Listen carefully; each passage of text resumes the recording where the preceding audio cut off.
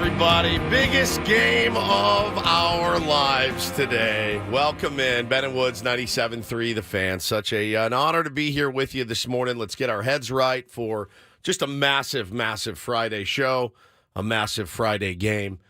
So happy to be here. I hope it's not the end. I'll tell you that right now. I really, really hope it's not the end. I'm Woodsy. To my right is Adam Clug. He is the brand manager of 97.3 The Fan. Today, he will play the role of Bald Reindl, the executive producer for the show this morning, as Paulie is in Palm Springs for a wedding. Adam, good morning to you. Good morning, Woodsy. How are you? I am well, my friend. How about yourself? Tired. Now, listen, this is the thing. I was going to tell you this. In the mornings, we like to keep a more upbeat type show. So I can't have pouty Bald Reindl over there this morning. Who's pouting? I need upbeat, I need smiling and happy Bald Reindl. Right, Benny? I think everybody should try to be as upbeat as possible. That's right. It's been a long, exhausting week. No doubt about that. I'm upbeat. I'm super confident. All right, I like it. I like it. All right, that's there we better. go. Just, there we just go. want to make All sure. right. Just want to make sure. That's what we need. In the mornings is different. You may be able to get away with that in middays. You may be able to get away with that in afternoons. You can get away with it at night. How confident am I? No. Stop. To my left is Ben Higgins, your friendly neighborhood sports anchor. Good morning. It's almost like he wants a flogging. He does. And if he asks for a flogging, I will flog him. I've had no issues flogging that man for many, many years now. Oh, good morning, everybody. Yeah, you started the show by saying the biggest game of our lives. And, I had that thought yesterday. I mean, what else has compared in Padres history? You have to go way back. It was 40 years ago this week. My dad took me to Game 5 of the NLCS against the Cubs at Jack Murphy Stadium. Obviously, that was huge. Massive. That one was to decide who went to the World Series for the first time. That was an enormous game in franchise history.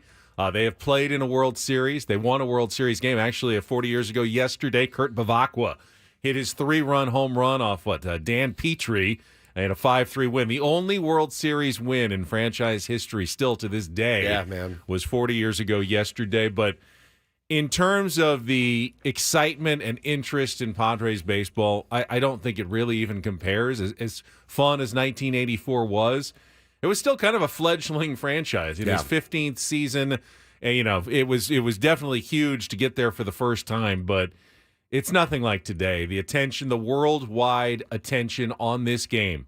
And we'll talk about it because they did name finally named a pitching matchup. And I heard Jim Bowden talking about the fact that this may be the most watched baseball game of all time because of who is going to be pitching in it. And because it's going to be Saturday morning in Japan and everybody is going to be watching internationally, that in terms of like eyeballs across the planet, this could be up there along with some of the, World Series Game 7s and most watched baseball games of all time. And your San Diego Padres are playing in it against the LA Dodgers today. I don't know that it gets much bigger than that in Padres franchise history. Yeah, man, I'm super, super hyped for it. Now, I had an idea this morning. I ran it by my wife because she asked me right when I got out of bed this morning, "How you feeling?" And I said, "I feel okay." I said, "I feel better than I did yesterday. That's for sure." Yesterday was the massive depression over the blowout plus no sleep. And at one point in here yesterday, I looked down and my hands were shaking, and it was because I hadn't slept, and you get that tired, nauseous, uneasy feeling. And, you throw some coffee in there, and it's not a good combo. It just wasn't myself yesterday. I was very, very exhausted. Today I feel much better. Got a great night's sleep. Had a really fun night with my boys last night playing. Everyone was in a great mood. Bo lost another tooth. So the tooth fairy came overnight. I'm pretty sure I heard her rooting around in the house as well. So Rally tooth? The rally tooth. Bro, I would swallow that thing if it guaranteed us a win. So this morning, she's like, "How you feeling?" I go, "I'm pretty good." I said, "I'm pretty good. I'm excited for the game." I said, I did tell her, I go, "I wish that you would take the kids to your mom's or something." And she said, "No, sorry." And I said, "Okay." I go, what if I raw dog this thing? She looked at me, she goes, what do you mean? I go, what if I didn't watch? What if I was so anxiety-ridden that I just said, I'm going to go for a long walk and listen to music, and let's take the kids to the movies, and then we'll just check our Turn off your phones. Turn off the phones, and I go, let's just, obviously, I'm kind of doing a bit here. I'm kind of doing a bit. I said, I wonder how long I could make it. I mean, raw dogging it. Can you imagine that moment? So you go in for a double feature just to make sure. A like double at feature. 4 o'clock today, you're not getting out until 9 o'clock. Can you imagine? I mean, the tension of watching the game, but can you imagine the tension of turning your phone on at 9 o'clock and knowing it's done one way or another? I'm about to see a final score, and I have no idea what it is. No one's told me anything. I haven't heard anything. That might be worse than the tension of watching the game. And when you do that, your phone beeps one and it goes, yeah, and it starts going bang, bang, bang. So we've all done the thing, right? We've all had to go to, I remember years ago, we've had her on the show before, Lauren O'Brien. LOB was a girl that I worked with on the first show I was on radio.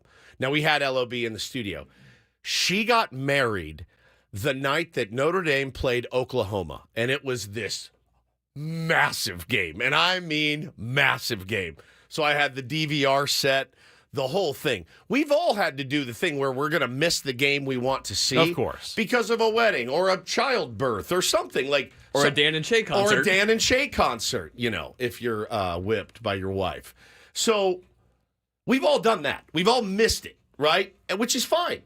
To willingly say, I've got no plans, we have no plans, there's nowhere I have to be, I'm just not going to watch, takes some big, big, big stones to do. I don't know that I could do it. I've never done it. It obviously stems from the bit that they've been doing now. People get on long flights, and it's a different version of raw dogging, but they put their phones away, they don't read a magazine, they sit in a seat on a plane, and they just stare straight ahead, and they raw dog a flight. And I thought, man, I can't even imagine. Just saying, I'm going for a long walk, or I'm going for a drive, and not putting the radio on, not looking at your phone, and just hope we win, come back and look at the phone. It's so nerve-wracking, games like this. So, man, I don't know. Oh, Joseph says he has to coach a high school football game at 7. I'm so relieved stress-wise. Yes, Braden was telling me yesterday. I heard that. He's got a coach tonight. And I go, dude, you're so lucky. You're so lucky that you have somewhere else you have to be. No, that would be miserable. I've got nothing where I have to be. I mean, every single, high school football player, parent tonight, you had the game on the schedule, you're not missing the game. That is going to be excruciating. It's going to be excruciating tonight. You're at the best, your attention is divided. You're watching, on your phone or something as you're trying to watch the game. I heard Braden, the opposing coach, actually called in and said, we'll put a TV up in the press box because he's the defensive coordinator for the JV team. We'll make sure there's a TV up there so you can watch the game while you're coaching the game at the same time. Dude, I know, man. I absolutely know. It's again, though, having a distraction is wonderful. Somebody in the chat just said, I moved to Sarasota. I didn't have power for Game 4. It was much more relaxing. Yeah, Game 4, if you were going to miss one, that was the game to miss, no question. So Christian in the chat says, I have a wedding at 4:30 today. I'm miserable about it. I'm so sorry, dude. I am so sorry. You're like a mayhem in that insurance commercial. Yeah, 100%. The raw dogging of a huge game it's a bit that I don't know that I could do. I just, as much as I say, like, it could be so much better for your, in my case, and I think a lot of people out there, not just better for your mental health, better for your physical health. My heart rate is up to like 150 during the games. The anxiety, boils in my stomach. These games are so huge, and every pitch matters. Man, it just is insane. So yeah, I'm definitely going to watch. I'll be pacing us. I did also think, now our boss is in here, Ben, so just look at me this way. I thought about trying like some sort of like edibles or something, but I've never really reacted well to them. but maybe something to calm me down. If anybody has any suggestions, I will potentially will go by the pot shop, as Paulie's friend called him yesterday. I can tell you that story. Paulie's in Palm Springs for a wedding, and his buddy reached out and he goes, "Hey, man, are you going to the pot shop on your way out here?" And Paulie's like, "What is it? You mean the dispensary?" And the guy's like, yeah, whatever you call it. Not from California, I take it. Not from California. He goes, can you bring some pot out here? And Paul's like, yes, I'll bring some pot out here. The very legal, very, Some marijuana cigarette. marijuana cigarette out here to Palm Springs. Somebody said, "Don't do it, Woods. Don't do it." I don't know, man. I need something. I'm not going to be able to get through this thing clean and sober. I'll tell you that right now. There's just no way. You want to come with me? No, Because, I don't want to come with you. I will be at the game. I'm heading up to Los Angeles as soon as this program ends, and I will be at Dodger Stadium tonight. God. Win or lose, experiencing it all with the Padres fans that are up there, with the Dodgers fans who will hopefully be under some better behavior than they were in Game 2. Wouldn't count on it. Afterwards, I will be down in the clubhouse one way or another, and it is going to be a very long day, but a very memorable day, I am sure. You are going into the clubhouse, win or lose. Win or lose, I will be in there covering it, Channel 10, and we'll have sound for 97.3 The Fan after the game from the Padres clubhouse, talking to the players, either getting ready for the NLCS on Sunday at Petco Park or getting ready for a very long off season, and that would be a very disappointing end to what has really been a spectacular year. It's hard to say that it's a great season though if they don't win today, which is almost unfair because they exceeded so many expectations, and it's one game, it's one series, but there will be an element of disappointment big time if they don't win today's game. I'm glad you brought that up, man. I saw a tweet yesterday, I think from John Becker, who's a baseball writer I really, really respect. John Becker was talking about this, like it's a new phenomenon, but it's like, how come we're so championship-oriented, man? Like, you watch 162 games, man, and you won 95. That's a killer year. And I go, I'm not wired that way. It's okay to look at a season and go, yeah, we didn't win the championship. That was a massive failure. It's okay to think that. It's also okay to say, I had a great time watching this team. They really showed me a lot this season. They didn't get the job done. I think that's okay. And there's this new mentality, I think, that is permeating. And he said, look, I know this is a small hill, and I'm on it. And some people are like, oh, I know, dude, I'm on that hill with you. Championship's not everything. And I'm like, are you joking? Like, what else do you sign up for? Like, of course, a champion, that's all you want to play for, in my opinion.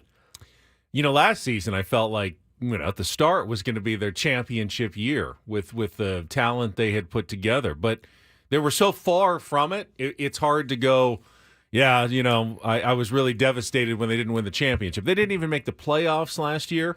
This year, of course, started, and we were thinking, 82 wins. But now, with the team they've put together, there's never been a Padres team. Even 1984, they were in the World Series. Never really expected them to win it. 1998, great team, got to the World Series. I knew the Yankees were going to be massive favorites. Didn't really feel like they had a great chance to win. They had to upset the Astros and the Braves just to get to that World Series that year. This year, there's no team that I feel that is better than the San Diego Padres. Yeah, I think the Dodgers are an equal opponent. I think the Yankees are probably kind of an equal opponent. But this is absolutely a team that I feel is World Series championship caliber. So, yeah, if they don't win today, it's going to be a big disappointment because I'll know that they had the potential to do more this year. No question about it. All right, Wow, I'll take those recommendations. That moved fast. We will we'll set the menu for the program today when we come back. We, of course, will get into the pitching matchup that was set last night, talking all about Game 5 of the National League Division Series. And I agree with Woods. The biggest game, at least baseball game of our lives in San Diego. Tonight, here on 97.3 The Fan, we'll be right back after Kelly Danick's traffic.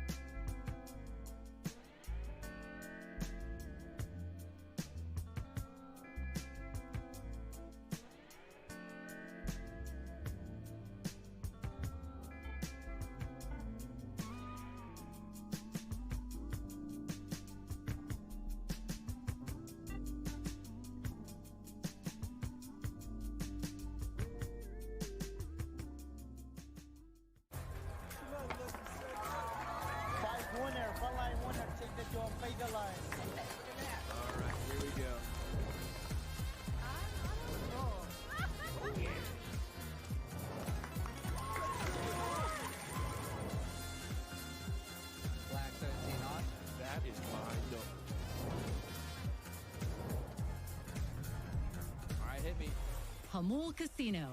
Fun above all else.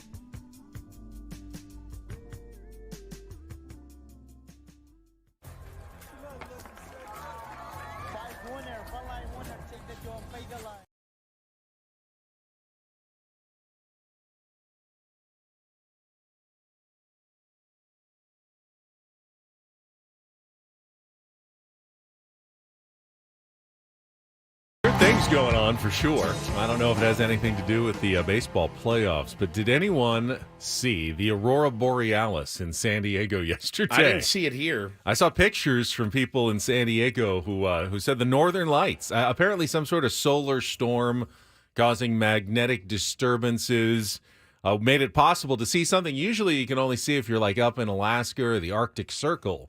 The Northern Lights all the way down in the southern United States, including in our mountain and desert areas here in San Diego yesterday. Really some spectacular pictures of the pinks and the greens flashing across the sky. Looked like City Connect colors to me.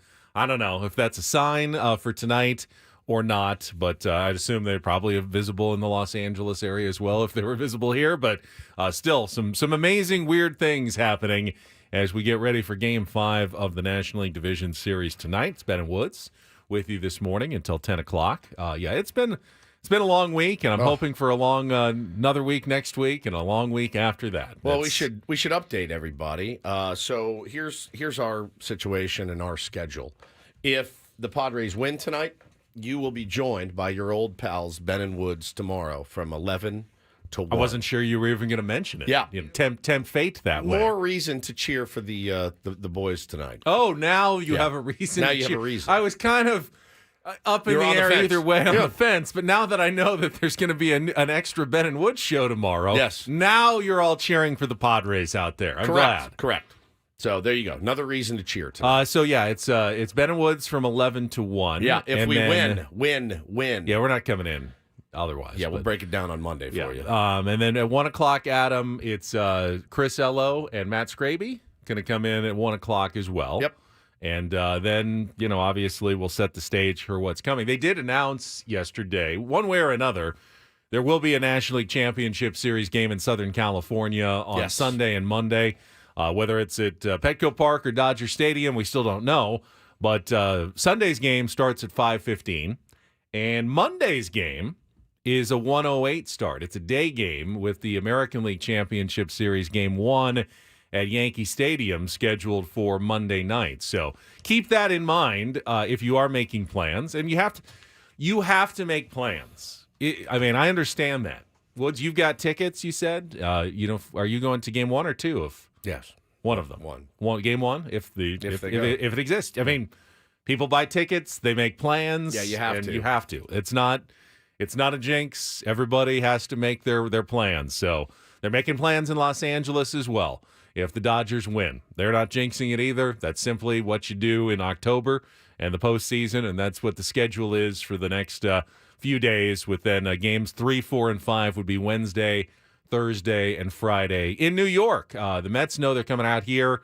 They know they don't have home field advantage, but they know they're in, which would be a very nice spot to be at the moment, just sitting there waiting for an opponent to be determined and knowing that you're already comfortably in the NLCS at this point. Yeah, I mean, it's kind of like what the Dodgers got to experience, with having the best record in baseball. I mean, any team that's given the chance, Ben, to not have to play baseball games and sit and wait for an opponent is always the right move. If every team got its choice, you want to play 3 games, or do you want to sit on your ass and wait? I know they all piss and moan when they don't make it, but every single one of them would sign up for the bye. Everyone. Every single team.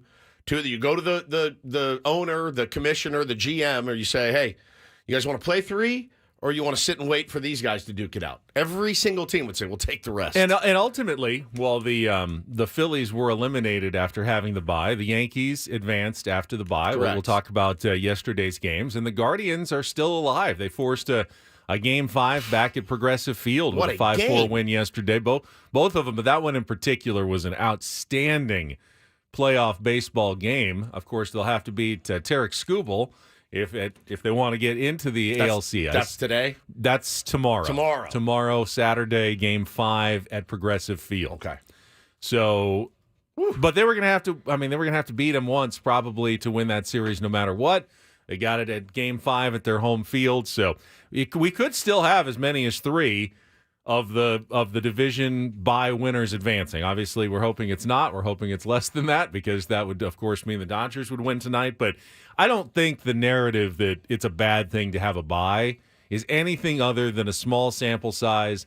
Last couple of years, you just had teams that didn't get the job done. Correct. In the first round. If you want to make the argument the division series should be best of 7, I'm absolutely fine with that. Sure. I think a 5-game series in baseball does seem a little bit short after a 162-game season to then say, all right, we're going to now make this best of 5. I mean, they don't even make basketball series best of 5. Is it 7 Those are across? all best. Those are best of 7, all 4 rounds, and that seems a little long, especially like in the first round. But they want to make sure that the number 1 seed, The cream rises. the top team doesn't accidentally have a bad off night or 2, and all of a sudden they're gone. They want to give them the full chance to advance out of the first round of the playoffs. So then do you also extend the wild card series to make it a 5-game series? Yes. Now if you do that, More.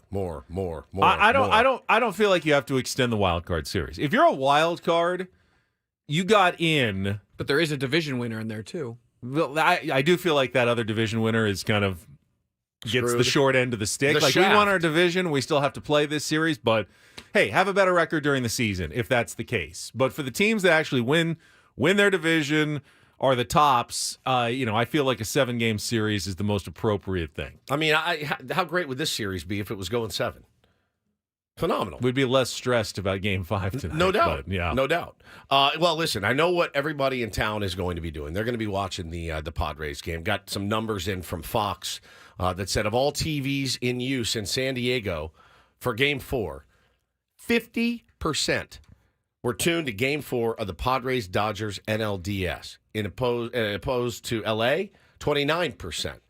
Baseball town. Right here, San Diego, California, baseball town. So we've got 2 TVs in here. Yeah. That means one of them would be tuned to Padres Dodgers. 50%, buddy. And then we could watch our YouTube stream or something else on the other TV. That's exactly right. That's exactly right. What was it? 29% of LA TVs Yeah, 29%. were tuned in. Yeah. Now, that's a lot of people still. Oh, no doubt. No doubt. LA is drawing from a much larger population base, so a lot of people are watching the games up there as well. But Yeah. the obsession now with Padres baseball is, It's real. as I like to say a lot now, apparently, off the hook. That's Right, 6 well, days in yeah. a row, 6 shows in a row. He said off the hook.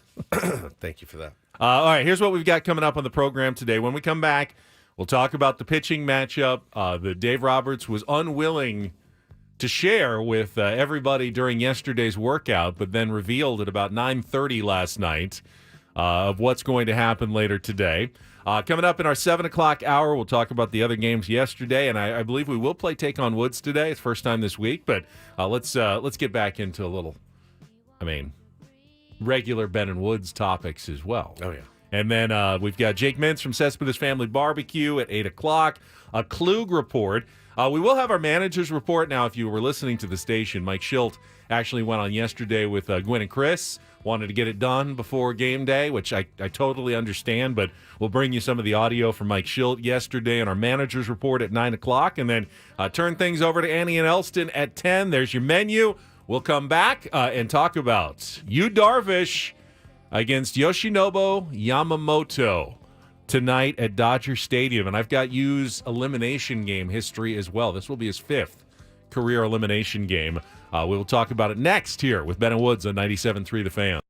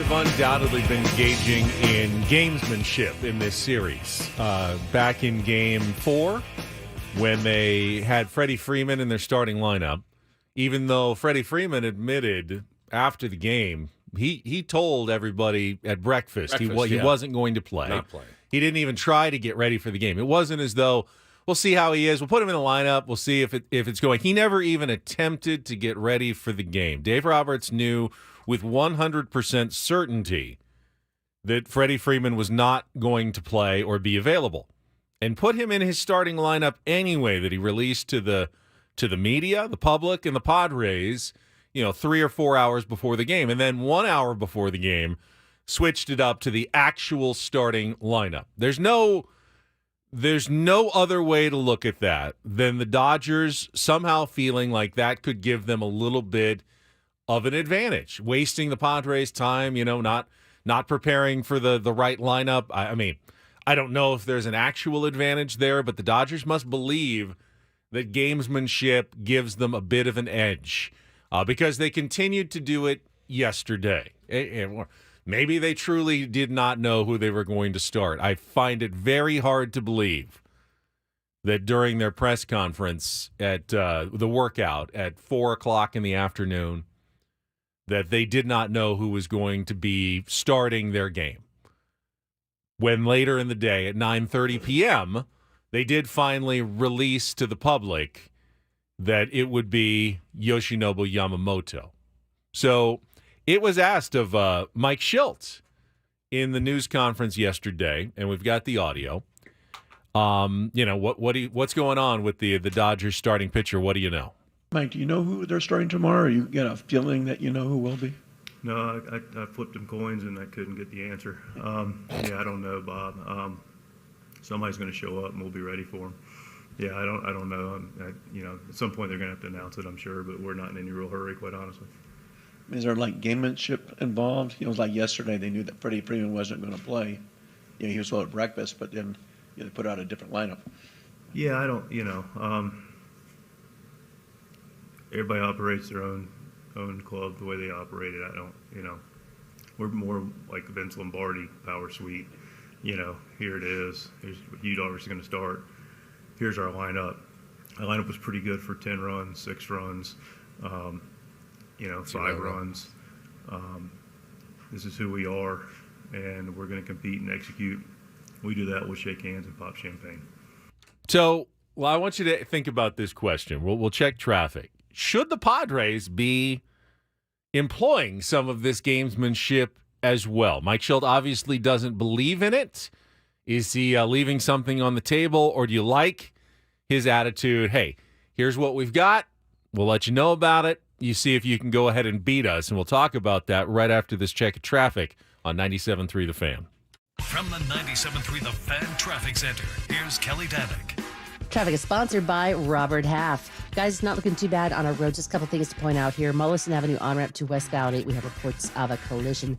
And our Cordell and Cordell traffic cam shows a little residual slowing on southbound 15 toward this earlier stalled truck that was in middle lanes right around Deer Springs Road. I'm Kelly Danick with Ben & Wood, San Diego's #1 sports station, 97.3 The Fan. 9 out of 10 hiring managers are having difficulty hiring. Robert Half is here to help. Our recruiting professionals utilize an award-winning AI to connect businesses with highly skilled talent. At Robert Half, we know talent. Visit roberthalf.com/talent today. Now, the Padres could do the same thing as Dave Roberts and, not release their starting lineup or starting pitcher and wait as long as possible. I don't know that there's as many different options as the Dodgers have. I mean, it wouldn't really make sense for the Padres to start anyone but Yu Darvish. Correct. In this game. The lineup, they could tweak the lineup. They could change it a little bit going up against Yamamoto tonight, but Mike Shildt has been pretty clear that doesn't really have any thoughts about making any major changes. We'll see when he actually puts the line out later today, but I would 100% assume that whatever lineup he releases at 12 o'clock today or 1 o'clock, whenever the lineup is released, will be the actual lineup at 5 o'clock when the game starts. And I don't necessarily trust that 100% with Dave Roberts' lineup.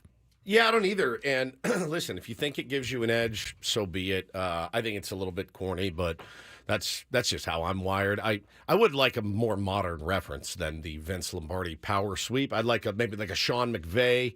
Our offense is going to be a little more sophisticated than the old power sweep coming at you for 9 innings. But whatever gets the job done, I really don't care. This is how they run their organization. That's what they do. Dave said yesterday he expects. He said that essentially. He expects Freddie Freeman will be in the lineup. After 2 days of treatment, feeling better, he should be in there. I don't know why you'd believe that. I don't know why, even after the lineup comes out, that you'd believe that Freddie Freeman will be in there. So I'm sure the Padres will be ready for all contingencies. But it does make a difference, when it's a righty-lefty sort of matchup, especially if the Padres were going to be aggressive with their bullpen and they're setting up their lanes. They'll have to come up with a couple of different plans based on what a Dodgers lineup looks like with 2 righties at the top of the order, with Mookie Betts and Teoscar Hernandez, and what it looks like if there's 2 lefties in the top 3 of the order with Shohei Ohtani and Freddie Freeman. I mean, I've always the starting pitcher is kind of a more respect thing, right? Like it's more of a respect. This is who we're going to be going with. Gamesmanship is fine. I mean, things can change at the drop of a hat. Certainly. I think the lineup. Yeah, man, it's the chicken and the egg. I need the starting pitcher so that I can get my lineup together. I remember managing these World Series what we would go to in Arizona, and I would always find the opposing manager and go, "Hey, man, you guys throwing a righty or a lefty? Game's in 30 minutes, trying to get my lineup done. All the you guys throwing a righty or lefty?" And the guy would look away like, "You'll see." And I'm like, "All right, it really doesn't matter. We're going to kick the ass out of you anyway." But I'm just going to roll my guys out there and see what happens. But I've always thought it was a little bit corny. Let me know who you guys are starting. We'll let you know who we're starting. There's protocols in place. Obviously, things can change. Backs can get tweaked. Knees can get tweaked. Elbows can get tweaked in a bullpen. Things are going to happen, but I think it's corny. I do. I think it's dumb. So whether they did it on their own volition or if Major League Baseball put them to you need to name someone. It came out at about 9:30 last night. Yeah. Dodgers sent a PR tweet out. I woke up to it this morning, actually. That Yoshinobu Yamamoto, the Game 1 starter, is going to return for Game 5 tonight to match up against Yu Darvish. It'll be the first time in baseball history that a postseason game has been started by 2 Japanese natives on the other side, making an historic matchup tonight. And if you're a Padres fan, this is this is a guy that the Padres have handled well in the 3 times they have faced him. The Padres batters have hit him well, have seen him well, scored 13 runs off of him in the 3 starts that he has made. Which is why I don't believe it. It's kind of why I don't believe it. I mean, again, is there any chance, you guys, and just work with me here on this one. I did see a lot of tweets from actual media in LA yesterday, not questioning the decision to not throw Yamamoto, and everyone kind of assumed. We did our roundtable yesterday. Craig was saying they're 100% going to go bullpen day, 100% going bullpen day. Is it possible that Andrew Friedman and Dave Roberts, I don't want to say we're bullied into this decision, but did they sit down in a room and go, all right, let's think this through, man. We rolled $325 million to this guy, and we're not starting him. What does that say about us? What does it say to him? Do we believe in him? If we give him this start, and granted, he's going to have a short leash, so is Yu Darvish. Yu Darvish is going to have a short leash. If he gets in trouble, he's out. He's out. Did they get bullied into announcing Yamamoto yesterday? A little bit, maybe? I think so. I don't see how this is going to work that well for the Dodgers. Obviously, if Yamamoto goes and pitches great, fine. It works for the Dodgers. Right. But what does the short leash look like for Yamamoto? Because if 3 batters. Well, that's the thing. I think it's for both, right? 3 batters. That's the thing. Okay, let's play it out in your mind. So Yamamoto, has struggled, especially in the first inning against the Padres. If they come out and Arise singles and Tatis walks and Manny singles. All right, so it's 1-0. Yeah, there's runners on the corners now. Do you make that change? And all of a sudden, that's an awkward spot now to put your team in. Now you're bringing in your bullpen guy, and putting him in a bad spot instead of having a clean inning where you could have just started him in a clean inning at the beginning of the game. So if you're going to have that quick of a hook, if you're literally going to say, hey, if the first 3 batters don't go well, we're going to pull you out, why are you even starting him in the first place? That doesn't make a lot of sense. You know, he said he would pitch out of the bullpen. You could have him available. I'm sure Jack Flaherty is available as well if they need him. It's a game 5. Anything's on the table. Mike Schultz said Michael King is, hey, you know, anything's possible in a game 5. We're emptying it, yeah. We're not leaving anything, any stone unturned. But to have someone on that short of a leash seems weird that you'd start a guy because, you know, if the Padres do what they've done the last 3 times, the narrative will be, why did you start him in the first place? The evidence was clear. Padres hit this guy well. Why would you even give him a chance to go out there, even and face 3 batters and put your team in a bad spot when you didn't have to do that? It feels like it could be an unforced error on the part of the Dodgers. And then, okay, so let's say he pitches a 1-2-3 first inning. Right. Are you pulling him out now? No. Now you're leaving him in. Now you're leaving him in. Again, I think it's all... And you're giving the Padres another crack at him. Well, this is all... I just don't know how this plays out for the Dodgers. Well, we don't know how it plays out for the Padres. The exact same thing could happen. You know, if we don't get Yamamoto, Benny, and he walks Ohtani, and then Betts hits a double, I think you Darvish, get someone up. I think you Darvish has a bit of a longer leash. Not much, infinite, but it's not 3 batters. I mean, you give a pitcher like you Darvish a chance to settle in. Not that you need length from him. Girth. You need girth. I don't necessarily want him going straight to, you know, Hoeing and Morahone in the first couple of innings. I would love to see you Darvish pitch at 5. Of course, 5, we all would. 5 really solid innings. It's just and turn it over to then your high leverage guys. That's the best path to victory for the Padres. 5 innings, 1 run, 5 innings, 2 runs. So Darvish is unlike Yamamoto, who has pitched big games in Japan, the Japan Series, the World Baseball Classic. So is Yamamoto. That's who I said. He's pitched big games. I said unlike Yamamoto, who has pitched big games there. Darvish has done it in the big leagues. He has had 4 times he's gone to the mound in an elimination game. And the results are mixed. Now, three of those starts are quality starts. 6 innings, 3 or fewer runs. They didn't win any of them, though. And the last one, the worst one, if you'll remember, came in a Dodgers uniform. 7 years ago, Game 7 of the World Series against the Houston Astros. Yu Darvish got the ball for the Dodgers, and they roughed him up for 5 runs in an inning and 2/3.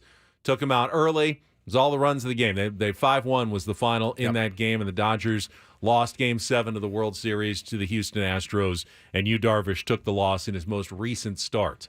However, I still think having that experience of pitching 4 times in elimination games is generally probably a good thing for Yu Darvish going out there again and gives him a bit of an advantage having just done it before on the big league level. Yeah, I agree. Experience is very important, but again, all of that goes out the window. You know, the plan that everyone has in their mind is null and void. You know, if the Padres go out and score 2 or 3 or hell, man, even 1 inning, even 1 run in the first inning off of Yamamoto, you could get Roberts stirring, man, just nervous and antsy. And I don't want the Padres to do that. Just because, Ohtani lines a double to right doesn't mean Yu doesn't have it. Correct. If Mookie Betts hits a hard single, doesn't mean that Yu Darvish is off his game and they need to take him out. Those are really good hitters, and you can't really judge Yu Darvish by the first 3 batters of the game facing 3 consecutive MVPs. That's why I feel like you have to have at least a little bit of patience to see how Yu handles beyond those 3 guys. Because as we've seen this entire series, it's determined not really by the top 3. It's determined by how the Padres pitchers handle everybody after that. But sure, but the Padres are to Yamamoto what Dylan Cease is to the Dodgers so far. So, you look at that matchup and go, okay, this is a risk. This is a risk for Dave Roberts and the Dodgers. And it was a risk for the Padres to pitch Dylan Cease. It backfired. Now the Dodgers are going, hey, that worked so well for the Padres. Let's try it ourselves here in Game 5. I will say, man, it's funny. Eno talked about it yesterday. Remember, we sat in here maybe in July when there were some proposed some proposed rules that they were exploring in the commissioner's office. Do you guys remember the one? And we spent a lot of time on it. Pitchers have to go 6 innings. 6 innings, Remember starting that? pitchers, yeah. Remember that? So tonight, if you knew that was the case, how great would that feel? Padres would have a huge advantage if It would that be rule a was in place. huge Yeah. advantage. Massive advantage. They would have had an advantage with Dylan Cease. He could have figured it out, Ben. They were not going to give him the chance, and they were going to go straight to their bullpen. It just, as much as I hated it then, I almost love it now. I really, really do. And Eno said, I'd like to legislate the bullpen game out of the game entirely. Well, just like the pitch clock. Why did they do that? Because sometimes the best way to win a game strategically is also the least satisfying way to watch a baseball game. Make the pitchers throw, make the starters go longer, have less changes in between innings. That's why they made the 3-batter rule, so they wouldn't constantly be making pitching changes throughout the game, which stops down the action, makes everybody wait for another 2 minutes while someone warms up. It's a better form of baseball. So I understand why Major League Baseball is considering that rule change. And I'm going to tell you, I'm on the record right now at 6:54 and 30 seconds this morning. I don't think Yamamoto has the ball in the first inning. I just don't. Okay. I just don't think it's going to It's not happen. a crazy prediction. I just don't think, Benny. Looking at this tweet right here, he's allowed 13 earned runs in 9 innings against Padres this season, a 7.11 ERA in the first inning and 19 starts this year. Road teams hit a homer in the first inning of each of the first 4 games. How do you in good conscience say Yamamoto is going to be your starter tonight? I think that's a very fair prediction. I don't think it's going to be him. Some BS is going to come out. All right, we'll come back, talk about yesterday's exciting games in the American League Division Series and play a little Take on Woods on a Friday. All coming up next here on 97.3 The Fan.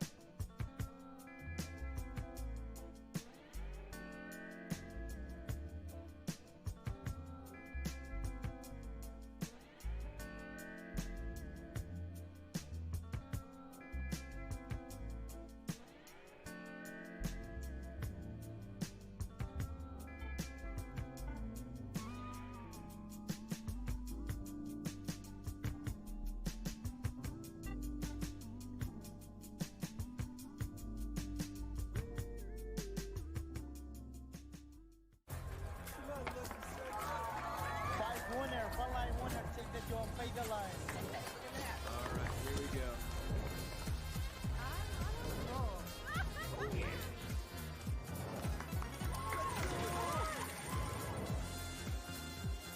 Black 17 on.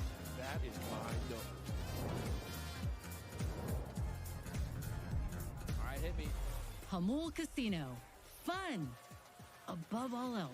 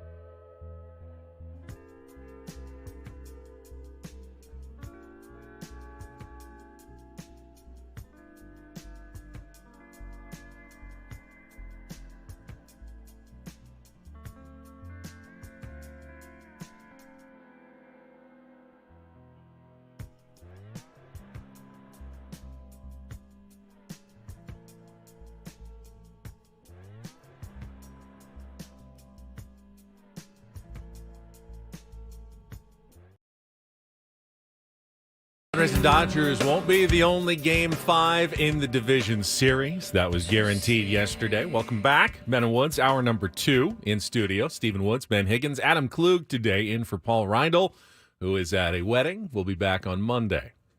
Not missing much. We got Bald Reindl today. Yep. You think he likes that nickname? Probably not. It's so funny because I look over, I can see Paul's full face, and all I see is the top of his shiny dome. Paul is much taller Paul than is Adam. much taller than Adam. This segment on Ben and Woods is brought to you by Buffalo Wild Wings. Buffalo Wild Wings is football, and B-Dubs is kicking off football season with 2 limited-time sauces. Try their new Buffalo Bacon Sauce for bold notes of smoky bacon, or get the fan-favorite hot barbecue before it's gone. Try them at your local B-Dubs, or order now for takeout and delivery with Buffalo Wild Wings. Go! So yesterday, Game 4 of the American League Division Series, Comerica Park in Detroit. Tigers trying to wrap it up at home, and what a fantastic game. It was close. It was back and forth. Woo. Jose Ramirez homered to give them up 2-1 lead in the top of the 5th. The Guardians, Zach McKinstry answered in the bottom of the inning, 2-2. Tigers then take a 3-2 lead. So the season on the line for the Guardians. They're down 3-2. Get to the 7th inning, 1 man on, 2 outs, 2 strikes, and pinch hitter David Fry at the plate. The 2-2 delivery. Swung on, hit a ton, deep left, green, back, track, wall, goal! David Fry! Off the bench, a 2-strike, 2-out, 2-run home run. And Cleveland's back on top for the 3rd time tonight, 4-3. Huge swing by David Fry, who then, Woods, remained in the game, and it stayed 4-3 until the top of the 9th inning, when the Guardians put runners at the corners with 1 out, and Fry comes up again. Now, I heard after the game that David Fry laid down 1 bunt all season long. My and God. bunted into a double play. The only time he has ever laid one down. But Stephen Vogt, the manager of the Guardians, decided, let's surprise the Tigers. Here's what happened. He squares to bunt, safety bunt. Coming home with it, backhanded flip, the tag on Rocchio, not in time! He's in with a head-first slide. They pulled off a safety squeeze, and a beauty of a bunt by David Fry. He trickled it out between the mound and home plate. Vest came flying off that mound with a backhanded, almost like an option quarterback. It was a beautiful, the old beautiful Jake bunt. Taylor, the guy who hit the home run and now comes up and lays down the bunt for the insurance run which turned out to be very important because the Tigers would score 1 in the bottom of the 9th, but only 1. And the Guardians hold on for the 5-4 win to even the series at 2 and get it back to Progressive Field for a Game 5 tomorrow. Now, the Tigers will have Tarek Skubal on the mound, so they'll still have a really good chance, but it's road. They've seen him once in this series. To me, that's a coin flip again. Anyone's ball game going into Game 5. Yeah, I think both managers feel, you can feel pretty confident. Like, yeah, he's really, really good, but we just saw him. We kind of know how he's going to attack us unless he completely goes off script and changes his game plan, which he may. But we all took ABs off of him. We're ready. And then if you're the Tigers and AJ Hinch, you're like, we're good. We got Tarek Skubal on the bump. I thought it was, interesting. They brought in Clase for a 5-out save last night. And Fry is a good story. I was reading this morning. He was the player to be named later in a 2021 trade that sent J.C. Mejia to Milwaukee. Backup catcher utility guy. Might not have had a spot on the opening day roster if it wasn't for his defensive versatility. He wasn't supposed to be an everyday player. During the first half of the season, he forced the Guardians to play him against righties and lefties because his bat was so hot. Led him to be one of the most unexpected all-stars on the American League roster. He also told the skipper that, hey, I know I only bunted once. I bunted into a double play because I wasn't a good hitter in high school, so I'm pretty confident. I had to bunt a lot. Feel you, dude. Absolutely feel you. And, of course, everyone's tweeting me when he lays down that bunt. How many people can say, wasn't really a good hitter in high school, but now I'm in the big leagues and I'm a pretty good hitter? Austin Hedges, maybe. That does not happen His teammate. much. It was a great win for them, and forcing a Game 5. So the other series though is over. Before we do that, if you want to call in for Take on Woods, we're going to play our game. It's been a minute. We haven't played all week, so we wanted to play at least once here on Friday. 833-288-0973. Phone lines are open. Got some concert tickets. Last pair on the line for a Sublime with Rome at Gallagher Square. 833-288-0973. 097.3. The other game, the New York Yankees on the road in Kansas City, up 2-1, trying to close it out at Kauffman Stadium. And just a really solid pitching performance by Garrett Cole. Went 7 innings, allowed just 1 run. The Yankees got 1 in the first on a Juan Soto RBI single, added single runs a couple of times later in the game. 3-1. There was a dicey deep fly with a man on that Soto caught right at the wall. God, I thought he had that ball. Garrett Cole looked a little panicked when the ball left the bat. Would have tied the game. Would have tied the game, but it ended up all the way 3-1 to the 9th, and the Yankees were able to close it out with the 3-1 win. Judge has it lined up, and the Yankees are on their way to the LCS. The Royals gave them a good battle. All 4 games were close. But the Yankees, who didn't make the postseason last year, a rarity, now advance to the LCS. Pretty nuts seeing after the game, all the Royals had gone down into the dugout, except for one. Can you guess which one? Stayed, leaned over the railing, and watched the entire celebration, Benjamin. Sal. Bobby Witt. Oh, Bobby Witt. Love that kid. What a player. Fueling himself for many years to come. You feel that way. And, they're one of those teams where you would hate to see them not try again next year when you have a superstar of his talent. And there's no guarantee you'll make the playoffs ever again, right? If you're a Royal, and hell, if you're in any team. But you look at what they have, their young core, and you go, yeah, man, like Cole Reagans, Bobby Witt, there's something to build on there. You hope that they continue to put money towards their team. They are so fun to watch. Such a fun team to watch play baseball. So the New York team's sitting pretty, waiting for the rest of the league. The Yankees the league is elated, I'm sure. Have Friday, Saturday, Sunday off before Monday's Game 1 of the ALCS. Got a lot of breaks, I feel like. Awaiting the winner of either the Guardians or the Tigers on Saturday's game. That winner will head right to New York for Games 1 and 2 of the American League Championship Series. Yeah, you could have a Subway Series rematch. Obviously, you have the one that Major League Baseball is salivating over, which would be Yankees-Dodgers. They think that would be a ratings winner. They're The worst matchup for them entirely is Tigers-Padres, I would guess. I would think Tigers-Padres or Guardians-Padres are probably both kind of close in terms of like the ones that Major League Baseball doesn't want in the postseason. I don't even know if Manfred would go to a game. If it was that, he's like, I'm good. I'll just watch from my office. I don't even know if he'd watch, to be honest, if it were those two teams. I saw some conspiracy theorists. There's no way they'll let the Padres win this game. No chance. If that was true, why wouldn't it just be Yankees-Dodgers every year in the World Series? You know, the Yankees haven't won a World Series since 2009, well, right? The Dodgers didn't even make the playoffs. They're like, hey, we're doing our part. You got to do yours. Dodgers haven't really won one since 1988. If they were so, obsessed with making it happen, they probably would have made it happen once or twice, in the last 40 years. This is Shohei's first year with the LA Dodgers, just so you know. First season with the LA Dodgers. So he was in Anaheim before. Now they have a real They didn't rig it for the They Angels did to make not, the playoffs over and over again for Shohei, that's for sure. They did not. So all right, I see a lot of people on the line. Finally. Everyone missed Take on Woods, so let's bring it back here on a Friday.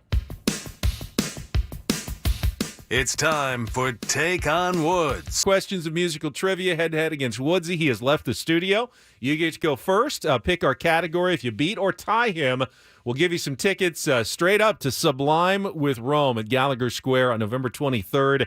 Tickets are on sale now at Ticketmaster.com. Here are your category choices today. We've got Family Trip, 5 song titles and artists that have something to do with taking a trip. We got What's Up. We got 5 song titles that begin with What's. And we have On the Chessboard, all the questions having to do with chess and chess pieces. So, Family Trip, What's Up, or On the Chessboard, Jamie? Family Trip. Family Trip. All right. Again, we've got 5 song titles and artists that have something to do with taking a trip. You'll have 60 seconds to answer as many as you can. If you don't know an answer, say pass. We'll come back to it if there's time left on the clock. First question, Adam is queuing it up now, is our 2-second song. He's going to play a little bit of music. You need to give me a song title and the artist. One of those will be trip-related to score that point. So that's a 2-part question. Jamie, are you ready to play? Yes, I am. All right. Adam, you ready? 60 seconds on the clock. The category again is Family Trip. Jamie, your time begins when Adam plays our music. Good luck. Let's take on Woods. Journey, Faithfully. Correct. Which 1983 hit did Lindsey Buckingham write and perform for the movie National Lampoon's Vacation? Yep. Which band is best known for the singles Run Around and Hook from their 1994 album 4? Blues Traveler. Correct. Which Australian band broke through in 2003 with their single Are You Gonna Be My Girl? Pass for now. Which 2012 debut single by Florida Georgia Line starts with the line, Baby You're a Song, and was so popular it's considered the first major hit of the bro country genre? Oh, let's go back again. All Sorry. right, which 1983 hit did Lindsey Buckingham write and perform for the movie National Lampoon's Vacation? Pass. Let's go back to which Australian band broke through in 2003 with their single Are You Gonna Be My Girl? Oh, I can hear it in my head. I'm going to beat this one. That's all right. You got 2 right. Which 2012 day? Time is up. All right, you did get 2. You got Faithfully by Journey. Hang on the line, Jamie. And you got Blues Traveler. So Lindsey Buckingham, Holiday Road from Vacation. Jet is the name of the band for Are You Gonna Be My Girl? And Cruise is the Florida Georgia Line. All related some way. All right, Woodsy's back in here. Jamie's score is locked in. Woodsy doesn't get the category. Let's put 60 seconds back on the clock. Woods, your time begins when Adam plays our music. Good luck. Let's take on Jamie. Oh, Faithfully, Journey. Correct. Which 1983 hit did Lindsey Buckingham write and perform for the movie National Lampoon's Vacation? Holiday Road. Correct. Which band is best known for the singles Run Around and Hook from their 1994 album 4? Blues Traveler. Correct. Which Australian band broke through in 2003 with their single Are You Gonna Be My Girl? Jet. Correct. Which 2012 debut single by Florida Georgia Line starts with the line Baby You're a Song and was so popular it's considered the first major hit of the bro country genre? Oh, my taint is raw. No, it's Cruise. And you do win 4-2. Jamie, thank you for playing Thanks, today. Jamie. Appreciate it. And the category, Something traveling? family trip. Family Yes. trip. Journey, holiday, traveler, jet, cruise. Love it. Woods, you went undefeated this week. Yes, 1-0, baby. And That's take all on we Woods. need. Hey, that's all we have to do as the Padres as well. Let's hope we're so distracted next week that maybe we only get one. Oh. Take on Woods in next week as well, because we have so many LCS games to talk about. 100%. Jamie, thank you for playing. You can absolutely give it another try. We'll put those tickets for Sublime back in the hopper. We'll give them away later in the program. When we come back, you have some Don't Do This for us? Sure. Why not? Let's get Don't Do This coming up when we return with Ben and Woods after traffic on 97.3 The Fan.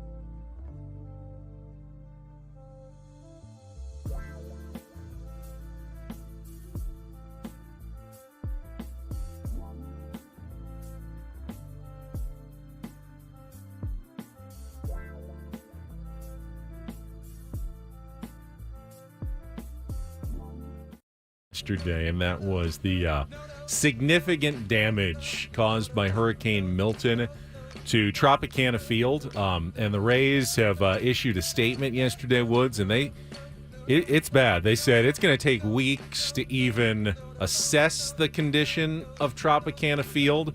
The tarp that covers the entire stadium, which was designed, by the way, to withstand winds of 115 miles per hour. Wow. That's how significant this hurricane was completely shredded. I mean, now there's no roof on the place at all.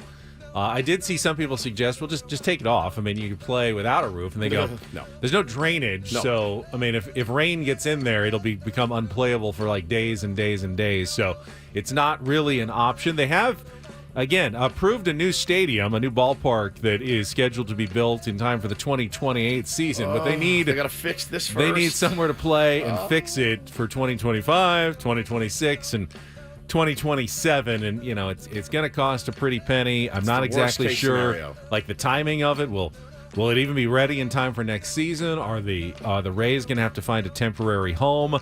It's a little early to even kind of go into some of those things, but right now the Rays are just saying, hey, most important thing is making sure that everybody gets the help they need in light of all the damage, and over a dozen deaths I think confirmed from Hurricane Milton. So that's the priority right now, but they said they will be assessing the damage to the translucent Teflon-coated fiberglass support roof that's supported by 180 miles of cables. Think about that.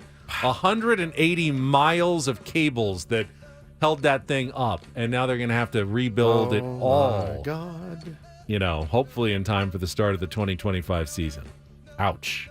Yeah, it wasn't the most playable ballpark even when the roof was on, and now you got to sink all that money into it, and it's just such a drag, man. It's hurricanes just ravage. Or move to Montreal places. for 3 years, and then come back to Tampa Bay or something like that. No doubt. We talked a little bit earlier about the Yankees-Royals last night. I was watching that game, and I was pretty surprised that the benches cleared last night. Then they kind of slowed things down, and I saw what had actually happened, and I went, oh, all right, well, I mean, I could kind of get it, but got a little bit chippy yesterday during Game 4. Pretty tense game, close game.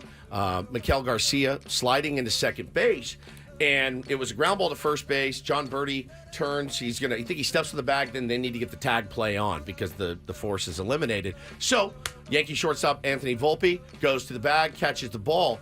Miguel Garcia sees him catching the ball, goes out, trying to do like a little bit of a takeout slide, but wasn't going to happen. The tag play needed to be on.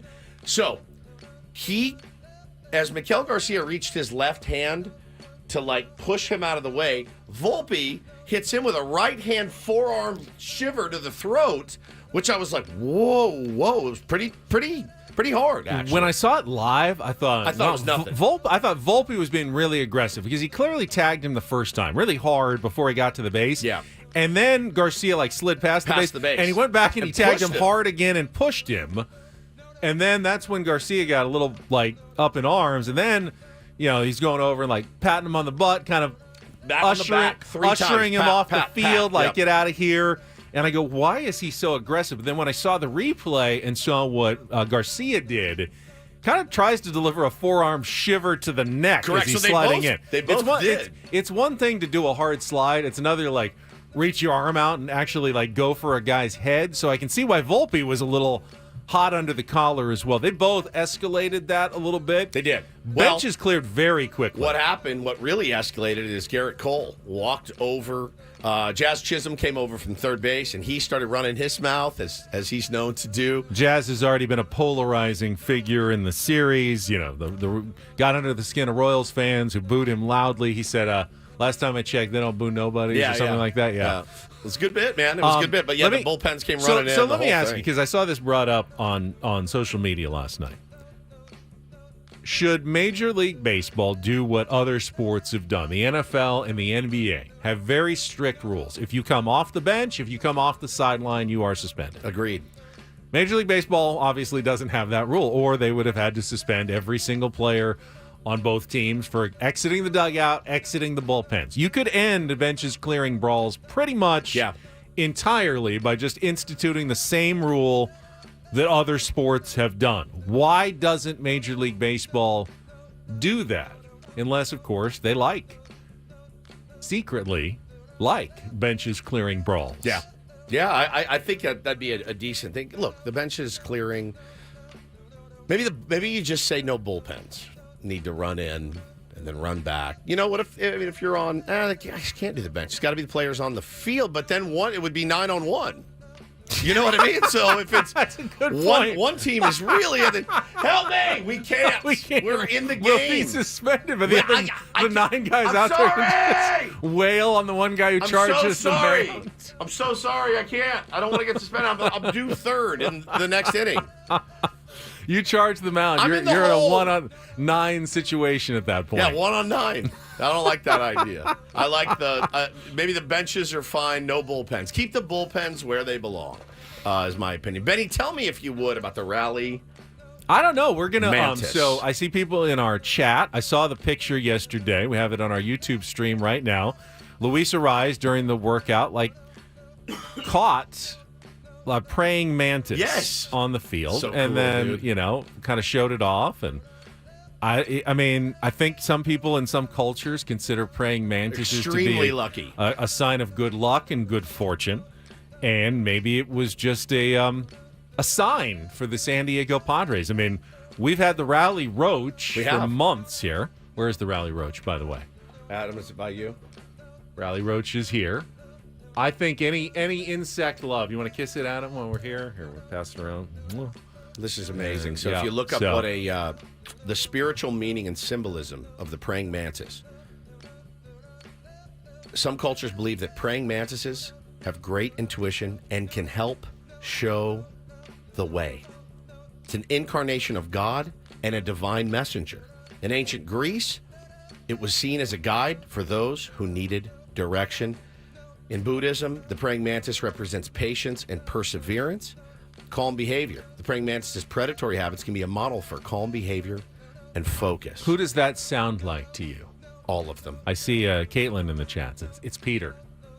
Peter Seidler coming back as a praying mantis to guide the Padres beautiful, man. in Game 5 Yeah, they took it in of the the National clubhouse. League Division Series. It went in. They took it in the Well, we'll clubhouse. get an update. Sammy Levit was there at the workout yesterday. He is up at L.A. now, assuming at some sort of hotel that Adam put him up in. Adam, did you put him in a nice place at least? Decent. I'm going to let you in a little secret. He's staying at his brother's, isn't he? Staying at the team hotel. Oh, wow. For the playoffs, he is traveling with the Padres. Oh, good really? for Sammy, dude. I love that for him. That's impressive. They stay at nice places. Did you see a little bit of the jealousy? the envy? Yeah. No, it's clear. I'm not hiding it. It's his one deadly. I stayed at the Holiday Inn Express in Glendale. That is clearly not the team hotel. I did not see one Padre in the lobby at the Continental Breakfast. Not one. At the Holiday Inn Express in Glendale. Not one. This guy expecting to walk down going, Manny, good to see you. The oatmeal's pretty good if you want to try that. They've got some raisins and brown sugar to put on that. And then did you see they have the little pancake bar? And the so you waffle can maker? Make your own. They actually had a pancake maker, not a waffle maker. I've never seen that before. They weren't there. Adam, it's out of the 7 deadly sins, it's the only one he possesses. And he possesses it in spades.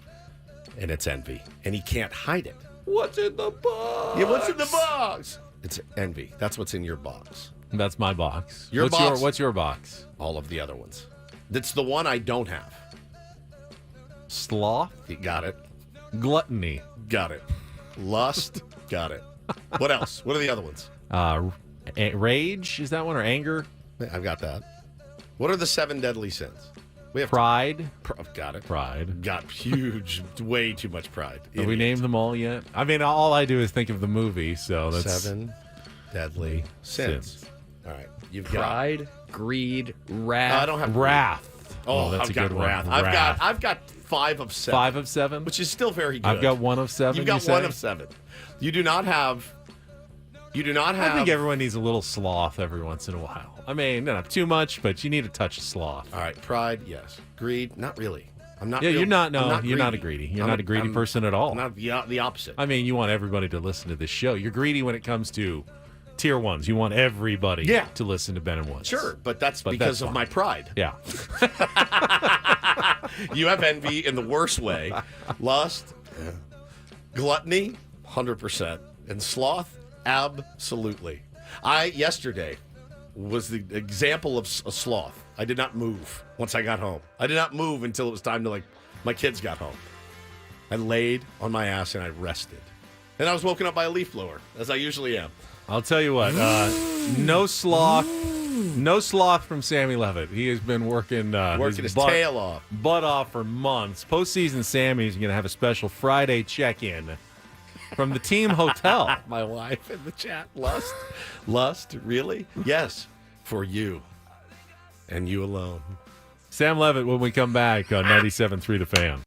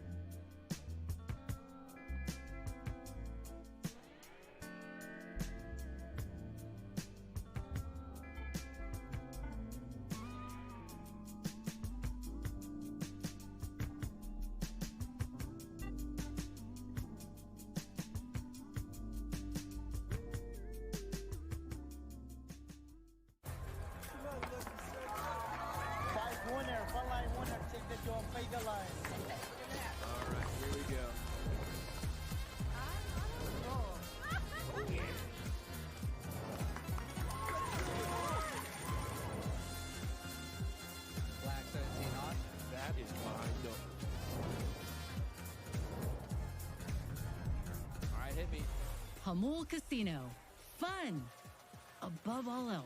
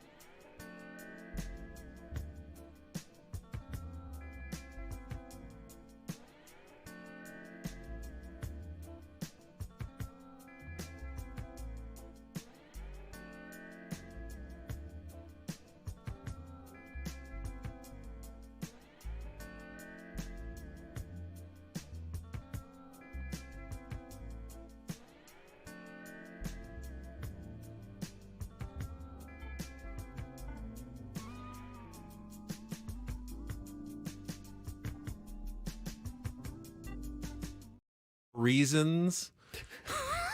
And I'm not sure. Oh, the landscaping company. Yeah, Four the Seasons. landscaping company. Right. I know that those are a couple of the places that that Major League Baseball teams tend to stay when they're on the road. Really, really nice and swanky places. We got Sam Levit standing by. He was at the workout day yesterday ahead of Game 5.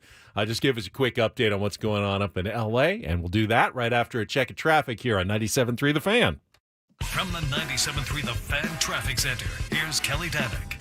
We still have some lingering fog around parts of the county this morning, guys, so take that into consideration. Maybe leave a little extra time for travel. Right now, we've got this one problem in the North County. Crash has just been cleared out of lanes on southbound 15 right before the 76. I'm Kelly Danick with Ben and Wood, San Diego's #1 sports station, 97.3 The Fan. Just quickly, JP in our chat asked what I'm wearing a Padres jersey. He says, what player has Ben wearing? This is the one I wore for our ceremonial first pitch. It just says Ben and 97 on the back. Mine says Woods 3. Yeah. And I bought my Manny jersey the other day, and I went into the team store to get it, and I bought an XL because I've always been an XL, and it was like wearing a muumuu. And I told Hannah, it's better than buying an XL and realizing this is tight. a little tight. It was very, very big and blousy, and I go, I can't wear this. And she goes, you have to. You bought it today. I like that word. Blousy. Blousy. It was very blousy, and so now I need to get it altered because I was like, either I'm losing weight or these just run very big, and I'm guessing that it was running. Jerseys big. always tend to run on the bigger side. Better bigger than smaller. True enough. But True then if enough. it's smaller, you can just leave it open and wear a T-shirt underneath. And but it was the whole night. I was like tucking it into the side of my pants because it looked like Bo wearing one of my jerseys. It was crazy. Muumuu would be a good incorporator word that we haven't given to Jesse yet. Blousy would be great. Let's head up. Those would both Blousy. be really good. Let's go up to Los Angeles, California right now, where Sam Levit is standing by. He's been covering the entire Padres-Dodgers series and postseason. Sammy joins us right now on 97.3 The Fan. Good morning, Sam. Are you in the lap of luxury right now? Oh, yeah. I am at a much nicer hotel than I would normally be staying on my own. Well, to be honest with you, normally for these LA trips, I mean, for like the 8 or 9 I've done in my 3 seasons, typically the Odyssey Palace is Mikey Levit's apartment in West Hollywood. So I'm not on Mikey's couch. Got a little upgrade for the postseason. So thank you to the great folks over at Odyssey, Adam Clug on the board today for setting things up nicely. But it's been good and getting ready to go for, as you guys said, I suppose what could be the biggest game in the history of the franchise. It's funny that you say that because I called Adam the other day and I said, hey, just a wrinkle. If we do if we do move on and end up, going to the highest of the high, I said, I've got a friend that lives in Wichita, Kansas, which is about an hour and a half away. But he's a pizza magnate. He owns like 7 beautiful, brilliant pizza restaurants called Ziggy's. And he said, hey, if you guys win and we move on, you guys stay in my mansion. He has a mansion in Wichita. He goes, you guys can all stay there. You can broadcast from Ziggy's. And I called Adam and told him, he's like, oh, that's excellent news. He was so excited to think that maybe we could get a free place to stay. In Wichita. Which is a long drive. It's a long drive. Welcome to Wichita. I don't think the Padres will be playing against Wichita in the World Series anytime soon. It would have been a drive for sure, but Adam would have made us do it for sure. But I'm glad you're up there, Sammy. Should be a good one tonight, man. We were kicking around earlier. I don't know if you were listening. My gut feeling tells me that Yamamoto will not hold the ball for to face Luis Arias in the first inning. I don't know why I don't believe it. I just don't believe it. I mean, I guess anything's possible. I find it hard to believe that they'd announce. And they have to announce it at some point by league rules, from what I understand. But they had Freddie. They had Freddie in the lineup the other day all day. He was in the lineup. Or at least you have to state a probable starting pitcher. Correct. Look, obviously, you can do anything when it comes to your lineup card, just like they did with Freddie Freeman the other night, and they could. I mean, it sounded per Dave Roberts and per the workout yesterday, that Freddie would be in there tonight. Who knows? I mean, that was some real gamesmanship they had before Game 4. And Woodsy, I suppose there's a possibility of anything. I would imagine it will be Yamamoto if they're announcing him. Yeah, I think so. That would seem like, now, if it's not, whoa. I mean, that's, that is like some real trickery by the LA Dodgers. But I do think it will be. Now, I think it's an interesting decision. I was surprised to hear it based on, what Dave Roberts had to say earlier in the day, because it sounded like, even though they wouldn't announce anything, it sounded to me like they were going to go with another straight-up bullpen game, and maybe Yamamoto would somehow play a role. But the more you think about it, maybe it's a little bit of, hey, we paid this guy $325 million, and, there was a portion of the season where he was really, really good, and we know he struggled against the Padres, but if we can get him through the lineup, one time and hand it to our bullpen, We're going to try our best to get through it. I'm still surprised that they wouldn't and let's just assume that it's going to be Yamamoto. I'm still surprised that they're not just going more with a straight-up bullpen day after what happened in Game 4, and I think it's risky on the Dodgers' part. I do. I mean, he has not been good against the Padres, and especially in the first inning. I mean, he's given up 13 earned runs in just 9 innings against the Padres this season, including the start in Game 1. 10 of those runs have come in the first inning. So, Look, the Padres got to do what they've done against them before, and that's score early. I think a lot of today falls on the offense, but I do think it'll be Yamamoto. That would be some major trickery from the Dodgers if it is not Yamamoto tomorrow. And who knows, if it's not going to be, maybe the Padres even know that right now. I'm not sure, but I guess for the moment here on the morning of Game 5, I'll take the LA Dodgers at their word. Yeah, I mean, and in 19 starts, Sammy, this season, in the first inning, he has a 7.11 ERA in the first inning in 19 starts. And so, you say, well, I mean, we paid him $325. We got to pitch him. I don't know. No, I'm surprised. I'm surprised as well. I'm with you. I'm surprised. I really thought that, especially, and I know both managers yesterday during the press conferences were very coy, and I don't think anybody was surprised by that. But to me, when you heard Dave Roberts talk about it, and I do think when Dave talks, in my experience of seeing him talk, he can play things coy, but I do think you get a little something from everything he says, even if he's trying to play coy. And I felt like it was going to be a bullpen game by the way he was talking. Maybe somehow Yamamoto would play a role. I was very surprised to be sitting there last night and get that news that it was going to be Yamamoto. So I guess, look, Woodsy, we'll see, because to me, it's very surprising. So maybe you are on to something, that it will not be him with the ball on his hand in the first inning. You could be onto something, because I think it's surprising based on these numbers. Sammy, what was the atmosphere, the vibe like for the Padres at their workout? Obviously, they had to shake off a really tough, 8-0 loss. One of the most lopsided losses of the season, but they've been good at setting aside setbacks this year. What did you feel like when you were down on the field with them yesterday? Yeah, I thought it was loose. I thought it looked like any workout I've seen them have, much like the workouts before the other postseason games, to be honest. Much like, I'm not saying it was like a spring training workout. Obviously, it's a lot different. I think the feel of these things are way different because you're sitting in a ballpark. Yeah, I'll be honest, the workouts are interesting, especially at night. You're sitting in an empty ballpark. It's basically the players and staff and a handful of other people, including me in the building, but very, very loose. It's funny, like I posted videos yesterday of guys just taking swings in the cages and working out and on the field, and we had the funny stuff with Luis Ariz and finding a praying mantis in the outfield. And you get some reactions on social media where people are like, they've got it. Why are they laughing?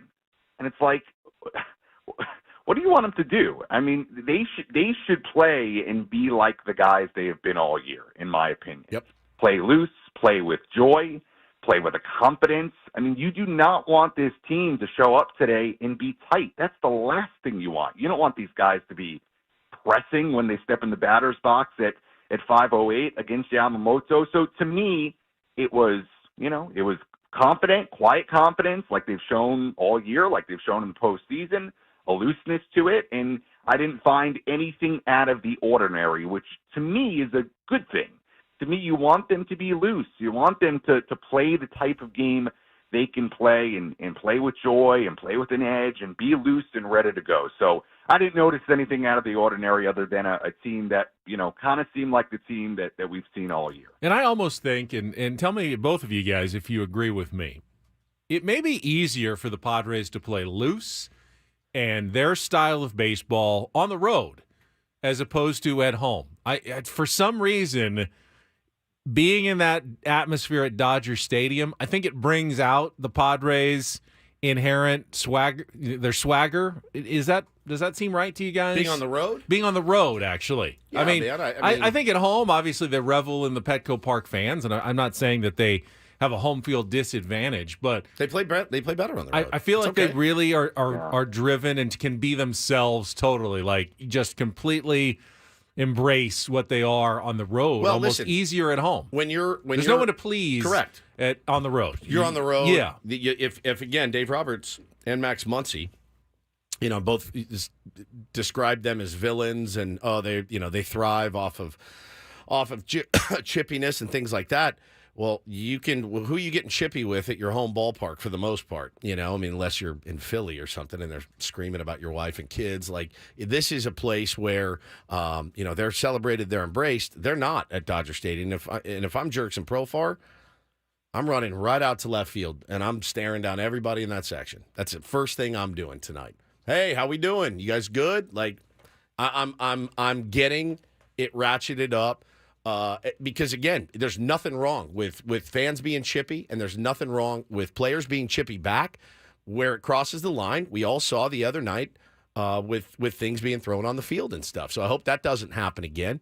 But, yeah, I think you're there. There's no distractions. You don't have your family there. Nobody's busting your ass for tickets. And where can I sit? Can I sit in the suite? All that stuff. Well, you're together. You're all together on the road. You're traveling on a bus. Like, you're not driving to the ballpark. It's just more of a together feeling. And I had the stat yesterday, Sammy. Road teams are 21-14 in decisive Game 5s in the division series. NL home teams have lost 6 in a row in this situation. Yeah, I know it's not a huge sample size, but it's not nothing either. There's at least, I think I can say, there's no home field advantage in a Game 5 or a Game 7 in baseball. It just doesn't really exist. It comes down to which team plays better on the field. Yeah, I also think taking a lead allows you to play with that kind of looseness and the way I think you want the Padres to play. Let's not forget Game 2, everything that happened. The Padres were ahead by a few runs for basically that entire game. Yeah. I think that played a role in, them being able to, interact with the fans and, have fun with them. And obviously they started throwing stuff. But I think a part of it was you had a lead. And to me, look, that's a big deal tonight, the first inning and the first few innings.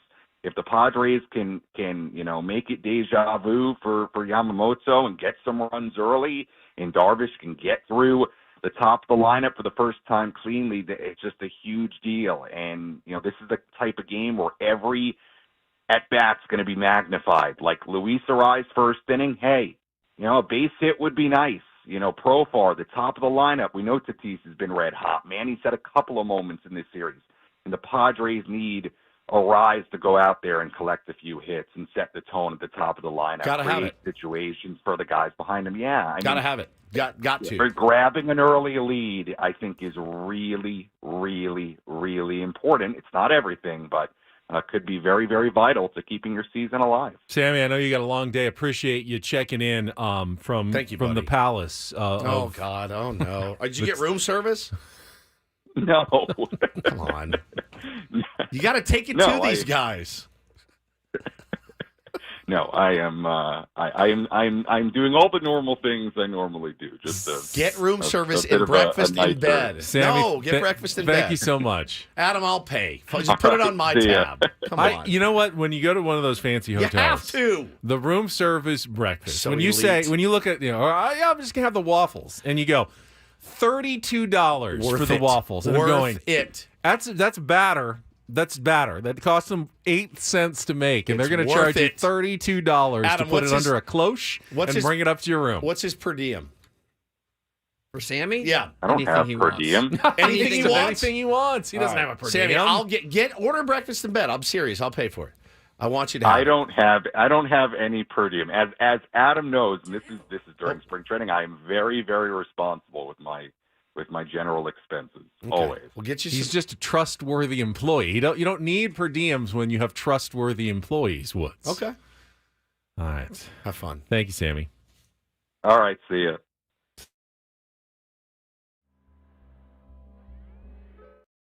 York Hotel later this week. He's got friends up there. Oh, that's for You sure. know. Yeah. He's the king. He'll be the king when he returns. Maybe stay with his parents. For the Maybe, championship yeah. series. He's got to commute in from Long Island Mom, every day. meatloaf! Mama, meatloaf. What's she doing We're going to up roll there? on. It is Friday. That means Cespedes Family Barbecue Friday. We got Jake. When we come back, hour number 3 of Bennett Woods. Next on San Diego's #1 sports station, 97.3 The Fan.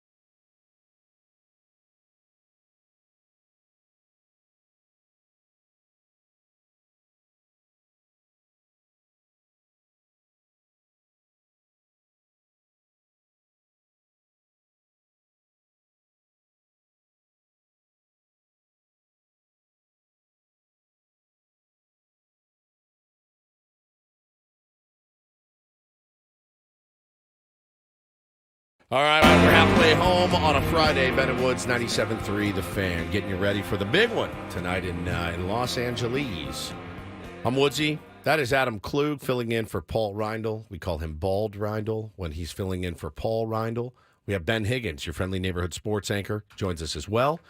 Good morning to all of you guys. Thanks so much for being here. Thanks to everyone in the chat. You can go to YouTube, watch us on YouTube. The chat has been a total cesspool the last few days. A lot of Dodger fans in there, and it's just been nonstop smack talk for the whole week. It's been great. This is the beauty of playoff baseball, man. We're so used to, living in our own world of Padres baseball for months and months, but this is now everybody's world. This game tonight, as we talked about earlier, is going to be one of the biggest games really in the history of the division series. And joining us right now to talk about it and the rest of the postseason is our friend from Cespedes Family Barbecue and Yahoo Sports. We got Jake Mintz with us here this morning. Jake, we're nervous wrecks here in San Diego, as you can imagine, heading into tonight's matchup. It is better to have that pit in your stomach than feel nothing at all, my dear friends. I'm just, frankly, happy that Manny Machado hasn't been locked up at ADX Florence Supermax prison for his malicious attack. So vicious on man. Dave Roberts. Holy smokes. So talk about much ado about nothing, man. It was pretty nuts to live through that, Jake. And you are a guy that can speak very well to a mountain being made out of a molehill with what happened to you in the last playoffs with Orlando Arcia and Bryce Harper. Yeah. I mean, isn't it crazy? You lived it in real time to see just this tiny little snowball then roll down the hill, and you're like, now that thing is the size of a boulder. It's pretty nuts how it all goes. Yeah, I would say the difference, Manny Machado has accomplished a great deal more than I have in my life. That's fair. And so he stands on quite a bit more business than I would. It was, again, like multiple things could be true. Did Manny throw that ball a little bit harder than he usually does? Yeah. Like, is it, to me, I thought the most ridiculous part of that entire conversation was when Dave Roberts said he felt unsettled, but then the video reveals that he was quite literally settled. Correct. And did not react to it. Yeah, I never saw it until later. Yes. But in these high pressure, tense series, these little moments do snowball on people because emotions are running so high that something that would be completely forgettable in the regular season turns into the storyline. Now, thankfully, I think what happened in games 3 and 4 put it to bed a little bit, and we could focus on the pure, unadulterated ball heading into game 5. Couldn't agree more. So kind of an historic matchup as well, assuming you can believe the Dodgers when they say Yoshinobu Yamamoto is going to start, and we can't totally believe anything they're saying right now, given their gamesmanship. What does he think? Time out. If Yoshinobu Yamamoto doesn't start, you folks should be ecstatic. If he doesn't, he doesn't, why? The Padres own Yamamoto. Why are they starting him in the first place? Well, because, so what's the other option? The bullpen day. Like the bullpen day is what scares us. The gnarly-ass bullpen day that just shut us down. You guys are horrified of Jonathan Hull's staff. Look, yes, I get it. Yeah, I get it. But I think, look, Yamamoto is a very flawed pitcher. Where he's at right now in his development, his stuff is comical when he's on. Yeah, the command is not always there. And if it is true that the Padres had some cues on him on what pitches he was throwing, that is a nice advantage. That being said, the Dodgers trying to suck 3 or 4 innings out of him, like I would much rather face the hodgepodge of randos coming out of the bullpen. I understand your concern. I guess what you were referring to, by the way, is this is the first showdown pitching matchup in the playoffs between two Japanese-born pitchers that we've ever had. Darvish against Yoshinobu Yamamoto. And I have to say, I'm happy that Darvish gets to be the one in that moment. He is the single greatest Japanese-born pitcher of all time. No doubt. With all due respect to Hideo Nomo, the gap in career wins above replacement is significant. Now, I would argue that Nomo is more important in terms of how Japanese baseball has functioned coming over here into the States. More of a groundbreaker. But as far as trailblazer. Trailblazer, you can't, obviously that's unbelievable. Nomo was an amazing thing. In terms of career production, Darvish stands alone. Number one. And I think he's one of the more important players in the game of baseball over the last decade. And so it's cool that he's going to have this opportunity, this moment in Dodger Stadium, which for him has been a house of horrors over the course of his career. Obviously, Game 7 in the 2017 World Series being the biggest of those. I have a theory that has really no basis in anything anyone said or even really the numbers, but I just have this feeling that when other Japanese players, whether it be Shohei Ohtani or even another pitcher, goes up against Yu Darvish, it's intimidating to them. It's such a respect-based culture. Like, it gets a little bit in their heads when they go up against. They treat Yu Darvish like a god.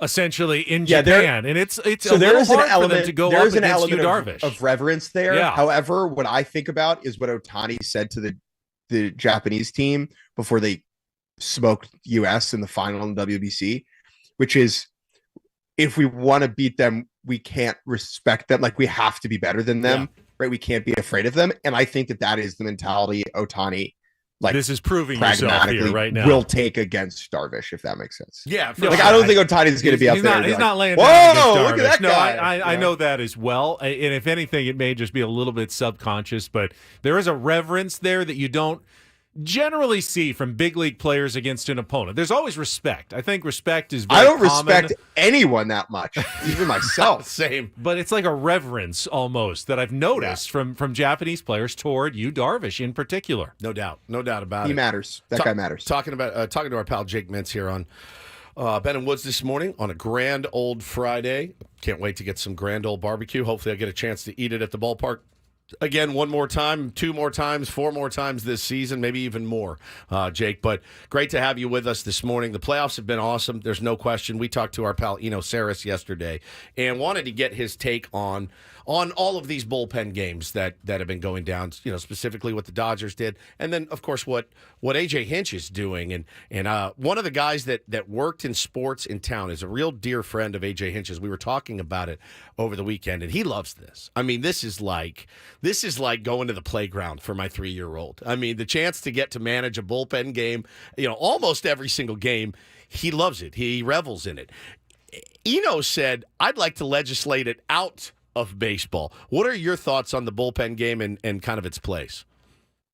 Do you know when you find like an old shoelace or a big ball of yarn that's tangled up? Yeah.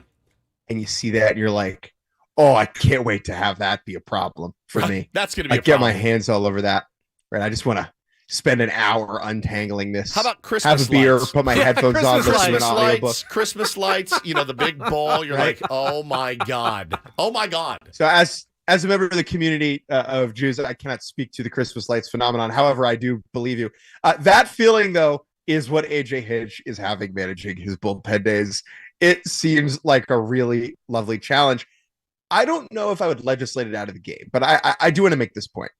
Multiple things can be true about these games. They are oftentimes the optimal way to navigate a game.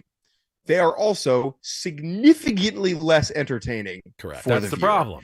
I am A.J. Hinch's masochistic enjoyment of pressing the right buttons at the right times. I'm happy for him. There are other hobbies. The rest of us would like to see a starter work deep into the game. How I would go about legislating that is a longer conversation. I would need to really think about it. That being said, right, like, I would much rather see Tarek Skubal just work into the 8th. That's way more fun. 100%. Jake Mintz from Cespedes Family Barbecue with us. I'm assuming it's your colleague Jordan who was at the Comerica Park yesterday. I saw some. Yes, some that was tweets him. and stuff. I have Yeah. not. I have yet to leave the Eastern Seaboard this playoff season, which is actually kind of lovely. I was in Baltimore, and then I was in Queens and the Bronx and Philly, and back to Queens and back to the Bronx. So yes, Jordan was the one covering the AL. That was Central quite Super a Bowl. game, though, and that is quite the series. I mean, now it comes down to the game 5 in Cleveland, but with Skubal on the mound. And while it's probably the Midwest center of the country that Major League Baseball is not rooting for to be represented in the World Series, hard to imagine a better series really than the one that those guys have put together. Oh, it's been outstanding. It's been outstanding, and I've gotten again, the Yankees will always dominate ratings, but just like on the back end of like our stuff at Yahoo, like our stuff about the Tigers does really, really well right now. Yeah. Because every casual fan who doesn't have a team in the playoffs is really either rooting for the Tigers or frankly the Padres right now, just because of how much of an underdog journey it's been for them. So I'm really excited to see this game 5. Again, Skubal is the best pitcher in the world. And so you have to just lean Detroit in the winner take all game. But the way that Cleveland plays, really crisp, really aggressively, fun small ball, they could eke out a couple runs against Skubal. I mean, in game 2 against him, they had multiple runners on multiple times and grounded it into really untimely double plays. So excited to watch that one. Going to be a lot of fun. We're hoping that the Padres will continue their run. I'm going up to the game after the show, so I'll be there tonight, and we will continue our postseason conversation, probably catch up with Jordan next week. But, Jake, want to thank you for everything as well, and I'll probably catch up with you around World Series time in a couple weeks. Your city is in my thoughts. Thank you, tonight, when I go to services for Yom Kippur, okay, and the book of life is open, I will write the San Diego Padres and all their fans into my heart, except for that violent numbskull Manny Machado. The sinister sling deserves to be Manny Machado. Unbelievable. Unbelievable. Jake, I'll be thinking of you when I tuck into something delicious around midnight tonight because I won't be fasting. That's right. So, good luck with your hungry fast. for wins, baby. That's right. That's Jake all we Mintz, need to eat. Cespedes Family Barbecue, and happy Yom Kippur. Also, I guess do you wish a happy Yom Kippur? It's a somber Adam, day. Is it like Memorial Day? This would be Paul's favorite Jewish holiday. Is this as a well. somber day? It's a day of atonement. What do you have to atone for? Anything, can you do Adam? it live on the air? All of your sins over the past year. Are you a sinner? And you do that by not eating for 24 hours. Eating or drinking, nothing at all. That's correct. Tell me more. I want to know more. It is Yom Kippur, what, tonight? At sundown tonight. Sunset So you go tonight. Sundown to sundown tomorrow. And then you without break your fast with a nice Seder, feast. right? A big meal. Not a Seder. That's not a but Seder. It's called a That's break fast. A break fast. But it's not breakfast. So we waffles eat breakfast and, food. We'll have bagels. You will. and- Oh, you will. At night, though. Mm-hmm. You'll have breakfast for dinner is always Why do you say break good. fast? Well, because We're you're breaking breaking your our fast. That's That's the where- origin root word of breakfast. So we just put it together, breakfast. Yeah, breakfast. You're breaking your fast from you slept, you didn't eat while you were sleeping, then you break your fast in the morning with your first meal. Why did you play the music? I want to talk more about this. Do you actually you the old tease giant it. cane. Do you actually fast? Yes. The whole thing? Yeah. No water, How hard? no nothing? Okay, hang on, because I'm like an eighth Jewish, but I've never celebrated any of the high holidays. I want to know how difficult it is to go 24 hours without any food or water. Have you ever done it once? No. It's one of the dumbest questions you've ever asked in your I didn't entire think life. so. You think I could make it through 10 minutes without a drink All of right, water? we'll come back and find out what it really feels like to be Yom Kippur fasting. Next on 97.3 The Fan.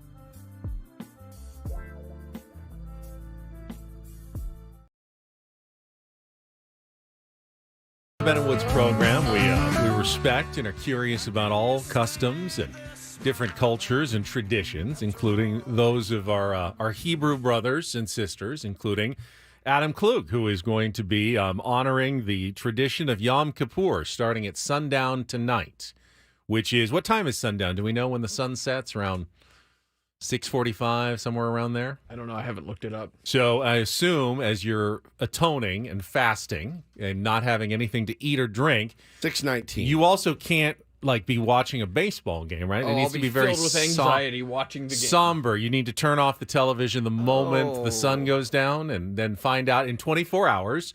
You can log back onto your devices and find out tomorrow night whether the Padres won or not. Yeah, we just fast and do nothing. We sit around in the house and You do raw absolutely dog nothing. an entire day, essentially. No, really. I mean, what are you? So I know you can't eat or drink. Is that the extent of it? There's some prayer, I'm sure, involved, and. Mm-hmm. My wife will actually be going to synagogue tonight. I'll be staying home with the kids. Yeah, I don't have babysitting services. She's letting you not go with her. Correct, and I'll be watching the game, and then we'll go to synagogue tomorrow morning as well. Okay. The whole family, and then we'll sit around the house and hopefully listen to Ben & Woods. Hopefully, exactly. Yeah, I've found that watching the games with small children is really super fun. Listening to their screams from the other room as an intense moment has been elite. An elite way to consume. Why don't you just lock them into a small space where they can't get into any trouble? I would if it was socially acceptable. I did ask my wife this morning, could you please take them somewhere? She goes, no, I want to watch too. So, Adam, I'm imagining right before sundown, you're going to have a decent meal to get you set up. So tonight's not a problem. You go to bed. Tonight's fine. You're fine. You wake up in the morning though, then no breakfast. I'm no not a big breakfast guy. I mean, water. Okay, so that's not. So have you guys had anything to eat today? I have not. I haven't either. No.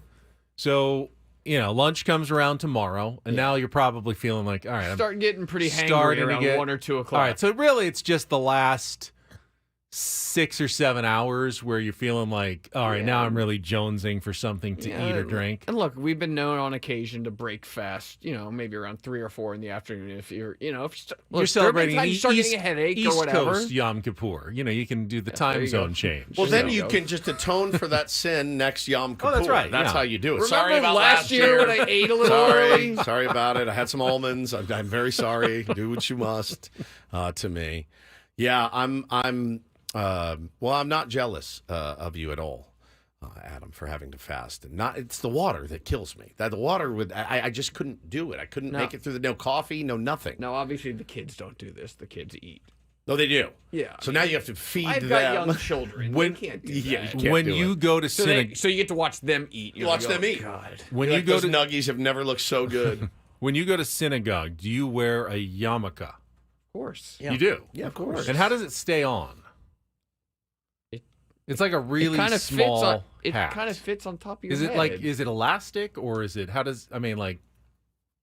I don't know what it's made of, but it's just. If you don't have a lot of hair, but now, Woods has got hair. They do make clips that if you actually have hair, there's a clip it on. And how about small needles that go right into the top of your scalp that will hold it on? I'm just curious because it's a really small hat, essentially. It's not that small. It's not. It'll stay on top of pretty much anybody's head. It will. Okay. Yes. And what's the Dodger fans in the chat are getting mad that we're not talking about the Dodgers. I'm just going to tell you, buddy. If you go to LA radio right now, I'll bet you $1,000 they're not talking about the Dodgers. I'll bet you they give it a cursory mention today and then talk about the There was a Lakers preseason game last night. And Bronny and what he's doing. They beat the Milwaukee Bucks in the preseason last night. They're going to get 2.5 hours on that, no doubt about it. Buddy, we got 4 hours to fill, my friend, and we're going to talk about whatever we want. Including yarmulkes. Yes, absolutely. Well, anyway, Adam, absolutely best to you and your family. Thank you. Appreciate tonight. it. And I'm glad you still get to watch the game and you don't have to wait 24 hours to find out what happened. Yeah. Can't wait. No one can. No, I'm excited. What's the plan for the rest of the day, fellas? You working more today? You have to run the board or anything? No, I'll be done with my studio duties at 10 o'clock. Okay. But other stuff. Yeah, okay. I am. I'm getting in the car and meeting my photographer again and heading up to Dodger Stadium right after the show and going pregame live starting at 4 o'clock. He's going to drive. He's going to drive again. Will you sleep in the car on the way I don't up? know. I may actually do some work on my laptop to get ready. I took some of the sound from yesterday and going to put that together for some pregame coverage at 4 o'clock. Probably talk to some fans quickly that have shown up for the game. Have that for the top of the 5, and then I'll go in right for first pitch at 5:08. Right? Now first pitch. you sit in the back, right? Make him chauffeur you around? I sit in the front because I get car sick in the back, so I can't sit in the back seat, unfortunately. We also have our engineer, John.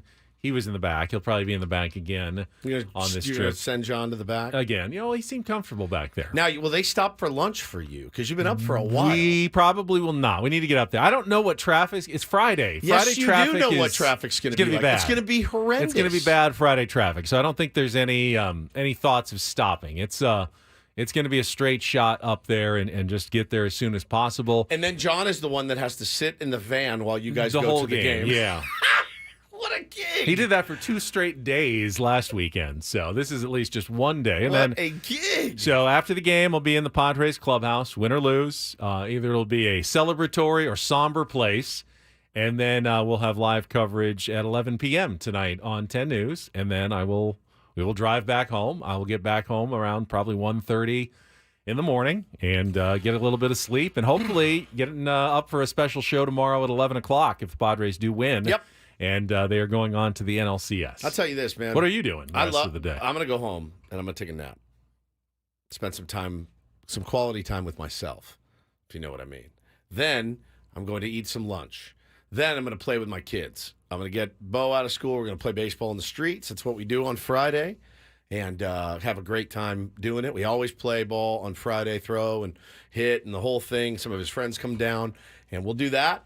And then we'll just, we'll order some food for the game, have a delicious feast that I probably will just push around with my fork. I won't be able to eat much before the game tonight. Take a Xanax and then settle in for a game.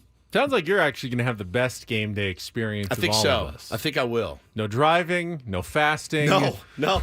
Just playing with my kids, having fun, no working. It's going to be just good. going home and a lot of eating. Well, and the resting. thing is, though, is unlike you guys will be staying busy.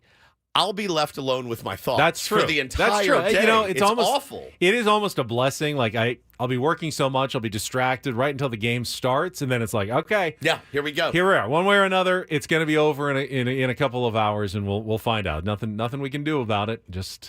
We're just fans. Yeah. Just like everybody else. We can't affect the outcome of the game. No, we can't. But it's and you know what? I realized I screwed up the other day. I have been. Will you admit this, Benny? We've covered how many games this year together? All of them. All of them. Every one. All the spring training games. It's 190, by the way. I counted, including Is that spring right? training. Okay. The Padres, postseason, regular season, and spring training. Padres have now played 190 games. We don't dedicate part of our lives to the San Diego Padres. We dedicate all of it. I mean, really, all of it. As does much of our audience as Correct. well. That's exactly right. But we don't use it as like, oh, they're in the playoffs. Let's make a fun Instagram video saying "Go Padres." Like these are our lives. Like covered every single game, every pitch, every transaction. This season, have you noticed something about me? I'm not doing my weird, crazy superstitions all year. I just watched the games, loved what I saw. For the most part, great season. I screwed up the other night in the 8-0 loss. I listened to the same playlist I listened to the night before because we had a win. I put on the same clothes that I wore the night before because of the win. I lit my Peter Seidler candle. Superstitions. I did them, and we lost. It's the first time all season I got crazy. It's the first time I went nuts and was like, I got to do this. I haven't mentioned it this year. I haven't told people, hey, wear what you wore yesterday. Nothing. I've just been cool, calm, and collected. Other than the plastic roach. Just the that's roach. sitting right in front He's of the you. only one. This is the only thing. And that's more of a show thing. But for me, my personal, I've thrown them all out the window. Well, you know me. I don't. You don't do them. I feel like it's just too exhausting to try to keep track of all your superstitions. Dude. It really, really was. And at the I end heard, of the I heard day, some callers yesterday calling in with Annie and Elston and talking about, is it okay if I wore a different jersey than the one I wore in the game that they won? The answer is yes. I also wore it and they lost a game at some point. You're going to drive yourself crazy trying to keep track of every single garment that you've worn for every good game. I promise you, There's no combination of clothes that you can wear that can prevent every loss, and there's no anything that you do that can guarantee a victory. Yep. It's just there's nothing you can do. It's just nothing you can do. It'll come down between the white lines to which baseball team performs, which one doesn't, meets the moment tonight. It's about, in a game like this, it is about meeting the moment and not making it too big. It's still a baseball game. Ultimately, and they talked about this yesterday, it's the 191st baseball game that they are playing. A few of them didn't mean anything at all in spring training. Some of the regular season games feel like they don't mean that much. But this one, even though it means everything, it's still 9 innings, 3 outs per inning. The same rules are going to apply. The same way you won really the first spring training game is how you have to win this game. You have to hit, you have to field, you have to pitch, you have to execute, try to make less mistakes than the other team. Nothing has changed. It is just a baseball game, and the team that plays the best baseball will almost certainly win the baseball game today. And everything else is noise. Just noise, man. And we're part of that noise. And the fans, you're part of that noise as well. The players, they're kind of trying to shut out the noise and just play the best baseball game they can, because that's the only thing that will affect what happens tonight at Dodger Stadium. Yeah, it's how they execute or don't. That's it. Execution. All right, we'll take a timeout. I think we have a Clug report, some headlines coming up. Yes. See what else is going on. Certainly some updates from around the sports world. And we will continue on our manager's report with Mike Schiltz, which was actually done yesterday with Gwen and Chris. But we'll have that audio for you coming up as well with Bennett Woods on San Diego's #1 sports station, 97.3 The Fan.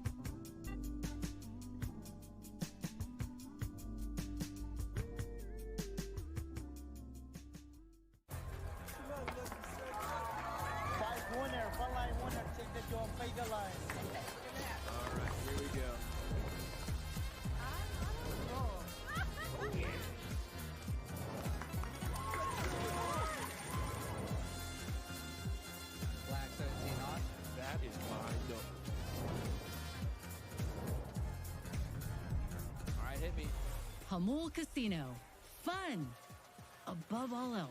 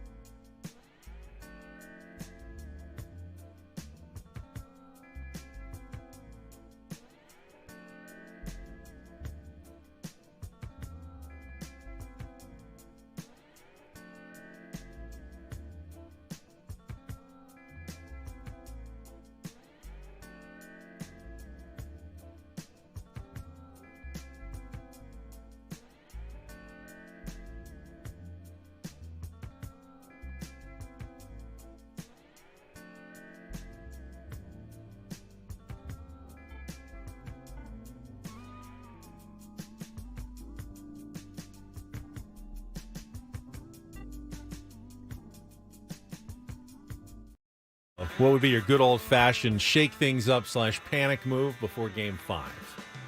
And we both discussed the possibility of moving Fernando Tatis Jr. up to the number 1 spot in the lineup. Sammy tweeted about it.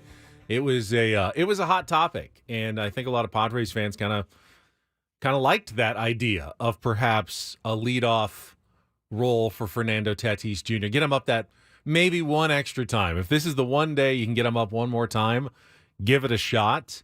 I didn't get the sense from Mike Schilt yesterday, Woods, that he was going to make any changes like that. I didn't. He did say something, though, later in the day that I saw somebody tweet that he'll have a lineup ready for whoever they throw out there. I don't know if that means I'll have the same lineup regardless, or I will have a different lineup for a different pitcher. I mean, he and we'll hear the audio from his interview with Gwen and Chris. Chris kind of asked him, might you shake things up a little bit? And I think he said something to the effect of, what do you think? And Chris said, I think you probably won't. And Mike kind of agreed with him. And then he also said, then A.J. Cassavell, I believe, asked him yesterday at the workout a similar version. And he kind of went with the Belichickian, we'll have a lineup for you tomorrow sort of answer. Okay. Just like not going to reveal anything today. I miss talking to Shilty, man. I haven't talked to him in a while. I know. I said hello to him. I've seen him a few times now in the last week. Yeah. And he's been very friendly. It's the weird schedules, the It is travel. different, It's just different during the regular season. So Gwen and Chris are getting a chance to talk to him. So, yeah, I want to play that because I haven't heard it yet. So, we'll have that for you coming up at the top of the hour. Adam's got some headlines for us right after traffic, though, with little Clug reports. Love we'll get to Clug that after reports. Kelly Danick. From the 97.3 The Fan Traffic Center, here's Kelly Danick. Traffic is brought to you by the brand new Front Wave Arena in Oceanside. Guys, what is going on? We were doing so well on our roads. Now we've got numerous problems. Northbound 5 before Mile of Cars Way. Crash involving a couple vehicles. One's in the center divide, one over to the right shoulder. Still clearing an accident up ahead before the 163 car and Big Rig involved there over to the right shoulder. Now, northbound side of the 805, we're getting reports of a crash blocking the HOV lane right before Imperial. Further up, going to find another crash just before the 15. Those vehicles are over the right shoulder. And southbound 805 right before Imperial, we have reports of a collision. Looks like this too is blocking the HOV lane. San Diego, it's time for fast-paced, heart-pounding basketball. The San Diego Clippers G League season starts this November at Front Wave Arena. Don't miss your chance to see future stars showcase their skills and rise to the top. Perfect for the whole family. Get your tickets now at frontwavearena.com. I'm Kelly Danick with Ben and Wood, San Diego's #1 sports station, 97.3 The Fan. And get things started here with our today's edition of the Clug Report. Now tuned into the greatest. Welcome to the Clug Report. Right. 2 stories from the world of sports that we haven't gotten to yet. Let's start off in Major League Baseball. And 1 story that you didn't know you needed. It's the Clug Report on 97.3 The Fan. Are you ready to bless the mood? I need some help, please. That was good. All right. All right. Yours should be hey. He even starts his email off with hey. So good. Go ahead. Have I mentioned that I hate you guys? Sometimes, yeah. Mostly him, though, right? Mostly me. You like me. Oh, I like Ben. Yeah. It's fair. Throw that in the things Adam likes. Yeah. I'll leave. Good luck in Cleveland. Just No, like it's Mickey all Mantle good. said. Good luck in Cleveland. Let's briefly, since these are other sports stories, we'll briefly touch on the fact that there was a football game played last night. 49ers and Seahawks played on Thursday Night Football, and the Niners came out victorious, 36-24. Brock Purdy threw for 3 touchdowns, no picks. Geno Smith had a touchdown pass and 2 interceptions. It was a much-needed win for San Fran. Had a disappointing loss against Arizona the week before. It's rude of the NFL to play games during the baseball playoffs. Yeah, they're going to, though. I mean, we carried it last night. I did not watch last night's game because I was watching the baseball playoffs. Yeah, same. Caught that great Guardians and Tigers game, caught the Yankees game. Just never turned on the Seahawks and 49ers. Had an early bird special with Mrs. Woods last night at our beloved Sushi Lounge and sat down, and I said to her, isn't it wild how little football has been on in our house? She goes, I forgot it existed. I mean, I mean college, pro. She goes, I honestly forgot that it existed this season because last year at this time we were watching football because I was also watching the baseball playoffs, but the Padres were out of it. So it is a foregone. It is just out of my It'll purview. be there when baseball season's over. It's going to be there. It's fine. I mean, it always bothered me that in the middle of the pennant races, most of the country's attention then shifts to preseason football. It's like there's something more important going on right now. But I understand. The NFL is still king in most places in this country, but I love that San Diego is a baseball town. As Jeff Passan told us this week, there's no doubt about it. San Diego, you are a baseball town through and through. Brandon 619 in the chat says, I'm going to throw up. And you're talking Thursday Night Football. Yeah, it's a nice respite for you. Well, we didn't have to do the Clug Report. I love the Clug Report. Go ahead. I'd rather be talking baseball. Let's talk a moment about Giants rookie wide receiver Malik Neighbors. He's having an incredible season. 35 catches for 386 yards and 3 touchdowns in just 4 games so far this season. I said 4 games because he missed the last game with a concussion. Okay.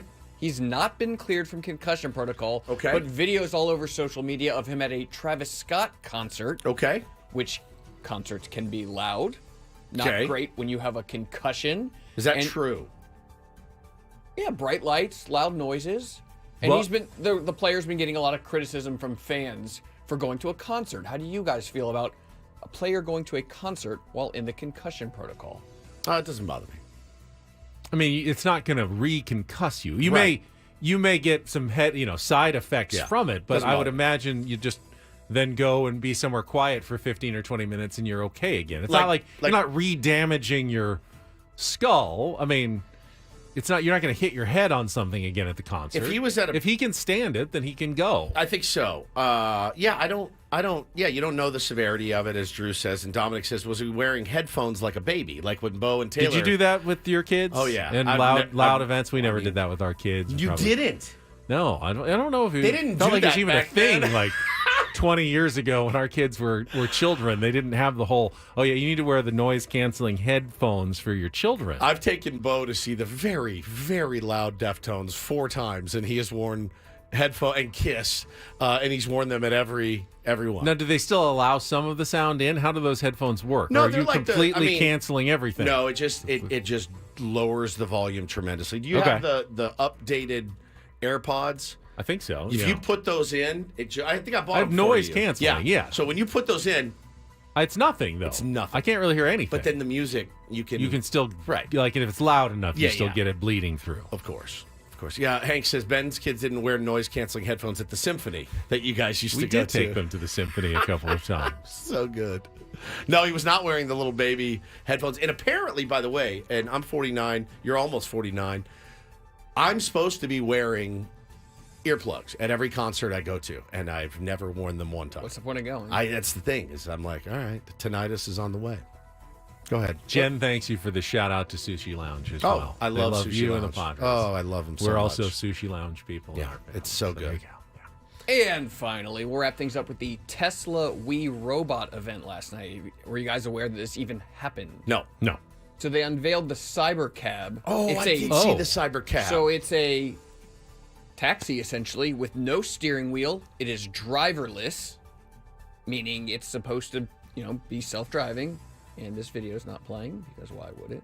I can see them, though. And there definitely is some sort of bit going on to create the ugliest vehicles possible. I mean, regular Teslas, fine. They look good. The Cybertruck is hideous. It's the ugliest thing I've ever seen. And this now is like turning a little more into this one.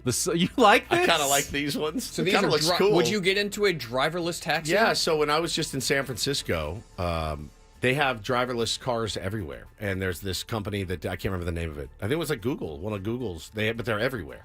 It's a pilot program. Yeah, the kids lost their minds when I'd be like, "Look at that car! It's going. There's no one driving," and they just couldn't comprehend it. But it looked cool. It looked Waymo. That's what they call them in San Francisco. It was really, really cool. I would do it. So the event was for the Cybercab. They brought 20 of them out to show everybody.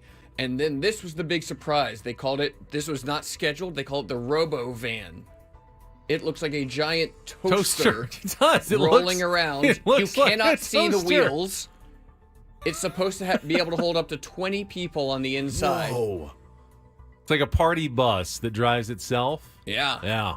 It doesn't look like you can really see windows. Maybe these, I'm sure these are windows, but all driverless. It looks like Elon Musk is trying to take over public transportation. Yeah, and apparently it's going to be reasonable to do it. I mean, ultimately, and I don't know enough about the state of the technology, most accidents are caused by human error. Like, by far, the vast majority of accidents are caused by human error.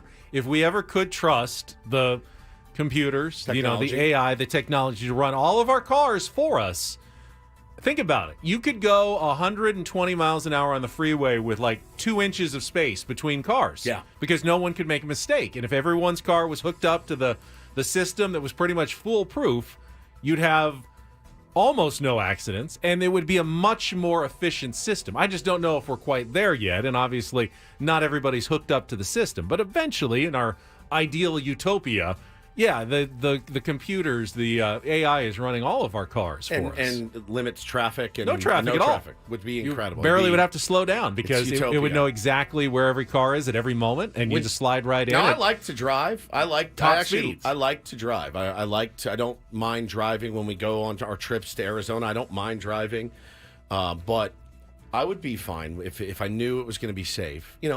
Safer than what I'm already doing. We were driving to spring training last year, and there was a guy on the wrong side of the highway and almost killed us. Remember that? It was terrifying. It wasn't a self-driving car. It was not a self-driving car. Yeah, terrible. You hear about all the accidents, and there have been self-driving car mistakes, but you hear every headline like, every couple months you see, ooh, self-driving car causes accident. If the news focused on all the accidents that people caused, every newscast would just be a constant stream of accident caused by person, accident Kelly caused by Danick person. just in hell every day. Every moment of every day, you'd hear about a story. Oh, accident just caused by person. Yet you think, oh, these self-driving cars. I heard 3 stories this year about self-driving cars causing accidents. 3. Well, what about the 8 million stories you didn't hear about people causing accidents in their cars? Because that happens every moment of every day, that a person does something stupid, their instincts are wrong, and they cause a crash in their car. And no one ever goes, well, that's fine. That's just life. Yeah. But so, eventually the self-driving thing is the correct way to go. But the thing with the taxis is I'm down to get a more reasonable way to travel, because Uber, when it came out, was very reasonable. It was so much more reasonable than a cab. So much more. Now it's the same, if not more, than a taxi sometimes. So I'm fine with any way to get around without having to drive sometimes. Diesel says Tesla never dropped a ladder on the freeway. That's for true. Kelly That is true. to get irate about on her traffic reports. That's true. I do like to drive, though. I do. Thank you, Adam. I mean, that was fine. I do remember getting a note from, I want to say it was, I think it was Adam, who said, we should really just be talking baseball and Padres. And Correct. yet you went with 2 football stories, and I was stunned. You guys already talked about the ALDS stuff, right? Like, you said you wanted the Clug report. One of them was just football related with Malik Neighbors at the Jorge concert. Polanco underwent knee surgery. Yeah. You could have gotten a good 4 minutes out of that. Could have gone with the WNBA scores. I think game 1 of the WNBA Finals wouldn't have been a bad. Did you see what happened at the end of that game? No. It was I did actually turn on the end of that game. That was a really good game. The Lynx were down 18, rallied to force overtime. So they made they were down 3 with like 10 seconds left, and they had a 4-point play, 3-point basket and a foul to go up by 1. And then Breanna Stewart got fouled. She had 2 free throws to win the game. She made 1, and she missed 1. So they went to overtime, where they were once again tied. And Nafisa Collier made a 12-footer with 8 seconds to go. So the Lynx are up 2. Give it to Breanna Stewart. Layup, 1 second left. Missed it. And the Liberty lost game 1. The favorites at home lose to the Minnesota Lynx. It was a really good basketball game, actually. Well, I hope that night. trend continues tonight in Dodger Stadium, where the Padres The favorites are the at home lose. Yeah. Padres underdogs tonight. Playoffs, anything can happen. That's You right. know that. You know that for sure. All right, when we come back, Mike Schilt, the manager's report. Technically from yesterday with Gwynn and Chris. But hey, if you haven't heard it, it's new to you on San Diego's #1 sports station, 97.3 The Fan.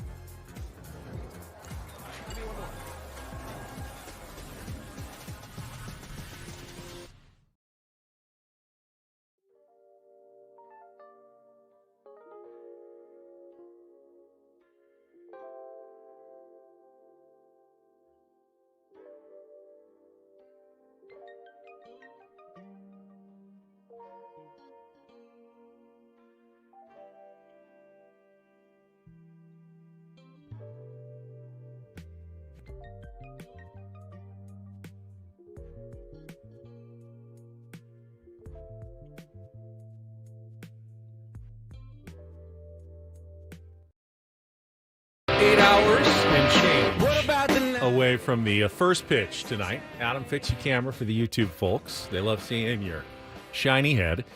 8 hours and 8 minutes away from first pitch tonight at Dodger Stadium. Game 5 of the National League Division Series. Sammy Levit up there. We'll have your Eco Water SoCal pregame show at 4:08 today. And as we started the show today, Woods, with the discussion that this is potentially the biggest game in Padres history. It's a big and one, yeah. I quickly, before we get to the manager's report audio from yesterday, I mean, what other games compare in your mind? Obviously you're more recent to it. Yeah. In 1984, Game 5 of the NLCS is the only other Game 5 they've ever had in a best-of-5 series, was huge. Against the Cubs, it was at home and a chance to send the team to the World Series. I think for me, that's the one you're kind of competing with. But Sure. I think you can make the argument that any World Series game is bigger than a division series game, and the Padres have had 9 World Series games in their history. They are 1-8 in those 9. None of them were like to win the title or anything like that. In fact, their only win came 40 years ago yesterday against the Detroit Tigers. Kurt Bavacqua's home run, October 10th, 1984. In the playoffs 2 years ago, beating the Dodgers in a Game 4 was obviously huge, but it wasn't an elimination game. Padres had the 2-1 lead in that series. There was a fallback if they lost it to go back to a Game 5. I don't know that there's another game other than that 1984 game against the Cubs that, at least going into it, you can say clearly this will be a game that goes down in history. We'll be talking about this game in 20 years, win or lose. Remember that year the Padres had the Dodgers, had them down 2-1 and weren't able to finish it off and lost the last 2? Or remember when they beat the Dodgers in a winner-take-all Game 5 on their field at Dodger Stadium and went on to the NLCS? And obviously, if the further they go, if they win a World Series, it increases the importance even of what this game ends up being. Yeah, it's big. It's big because it's a Game 5 elimination game against a division rival, man, and you also feel like this team is built really well. So 50.5% in favor of the Dodgers tonight, according to Fangraphs. 49.5 for the Padres. And I think what I love is that even the Dodgers fans can't downplay this in how big it is. And they've had Game 7s of World Series. They've had more of a postseason history, obviously, than the Padres have. But this goes down for them, I think, as one of their bigger games as well. This isn't just another playoff game for a team that's made the playoffs now, 12 straight seasons? This isn't just another game. They have had a lot of them, but how badly they want this one. I mean, I think if they were being honest, losing to the Diamondbacks last year, getting swept, wasn't fun.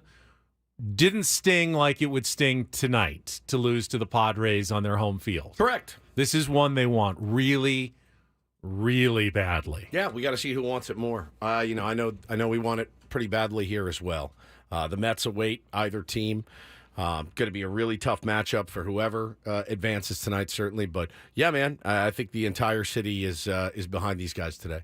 2-2. Here's the pitch. Cronenworth swings, lines it into center field. That's a base hit. Kim will score. Here comes Soto. The throw from Thompson kicks off the mound and down to second. Cronenworth, a 2-run single, and the Padres in front for the first time tonight. It's 5-3. Yeah, again, after the fact, that game was epic and intense, but it's because they won that game.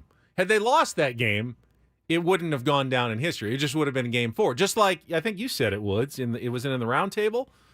If the Padres win today, no one will ever remember 8-0. Never. It will be the tiniest footnote in Padres postseason history. Nothing will be remembered about that game really at all. Never. I mean, you will not. There's no reason to go back and rehash why you started Dylan Cease on 3 days rest. None. And had the Padres lost 2 years ago and Jay hadn't come up with that hit, but they went on and won Game 5, no one would have remembered that Game 4 loss either. Everyone remembers tonight's game 5, win or lose. Yep. Everyone will remember tonight's game. And that's why I kind of argue it's definitely one of the at least top Top three. Two or three games in Padres history, and we know that going in. Doesn't matter what happens on the field. This is it. This is the pinnacle of basically 56 years of franchise history. Yeah. Right here today. Let's go. All right, and the man who will be calling the shots from the Padres dugout is Mike Schilt. He usually comes on with us live every Friday during the season, but with the schedule of the playoffs, we've kind of had to rearrange things the last couple of weeks, and he said, why don't I go on with Gwen and Chris? Yesterday was better during the workout, so he called in. Here's our manager's report with Mike Schilt. Manager Mike Schilt joins us. Appreciate the time, Mike. The manager's report with Mike Schilt is brought to you by San Diego County Credit Union. It's not big bank banking. It's better. And, Mike, as soon as that game was over last night, you said, this is what it's about. Can't wait for Game 5. Let's go. And your team has been great at putting, losses behind them this year. How do you go about doing it this time? Same way we've done it all year. And, I feel good. We're just going to go play. I mean, there's no I can appreciate the question, but, we've done it all year. We're not going to stop now. Mike, obviously, in the presser yesterday, you said that you were pretty comfortable if things got to this point, having a guy like you, Darvish, for Game 5. What is the advantage to having a guy like you, Darvish, for a moment like this? Yeah, I'm really comfortable on a lot of levels. I mean, clearly it's going to be a challenge. I mean, you got a good club, but starting with Darvish. I'm confident he's not going to make the situation bigger than it is. He's going to go, he's going to pitch. He's got a lot of pitches clearly. He's been in big moments before. So in, elimination games, you want a bunch of guys that are just going to go and not make the experience anything bigger than it is, just go play baseball. But that's what this thing's going to come down to. It just always will, whether it's, April, May, Game 5, Game 6, Game 7. Any kind of game that, allows you to move on or win the whole thing. It's always about just going out and being able to go play baseball and execute and do what the game calls for, as Scotty would say. And I'm comfortable and confident in Hugh that he'll give us the best chance to do that. Mike Schilt is with us. Dodgers Padres, can't wait tomorrow night. Mike, what are you happiest about with your ball club through the first 4 games of this series, and what are you maybe least happy about, if there's anything, through the first 4 games? Listen, I'm pleased about a lot of things. It's been a kind of a classic series already for a lot of the good reasons and a lot of, really, dramatic reasons that are unnecessary, quite candidly. But I just continue to be impressed, proud of how our guys compete and how our guys carry themselves. It's a really, really special group that has a lot of special people that takes a lot of shots, which you're going to take shots at this level, founded, unfounded, and but they're just showing up and getting after it. I'm not sure how to answer the other question. As far as displeased, we'd like to have already won it and be moving on. Clearly, that would have been nice. But I think sometimes we forget, the other side's trying too. Yeah. And it's just interesting to me. Oh, they're not doing this. Oh, he's not doing that. I wish we could play perfect. And I wish every decision worked out, 100%. That'd be awesome. The good news is a high percentage of what we've done, our guys have done, it's been pretty darn good.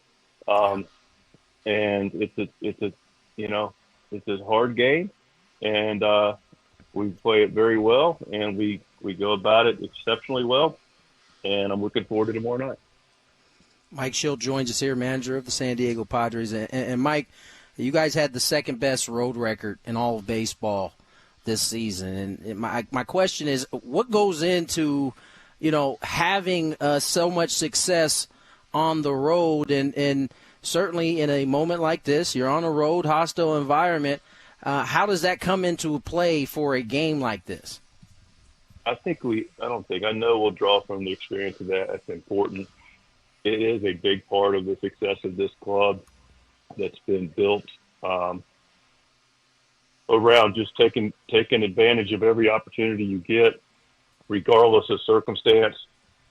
I know that sounds cliche, but that is something that's way harder to actually do. And Tony, you know this, easier said than done. And this group, they bring it, and it doesn't matter home, road, hostile environment, cold, hot, day game, night game, tough loss, big win. Going to show up the next day and get after it, and then do it. Be prepared and look to execute and play the game the right way and do it together. And when you do that, really the environment or the situation becomes secondary. It's just about taking care of business.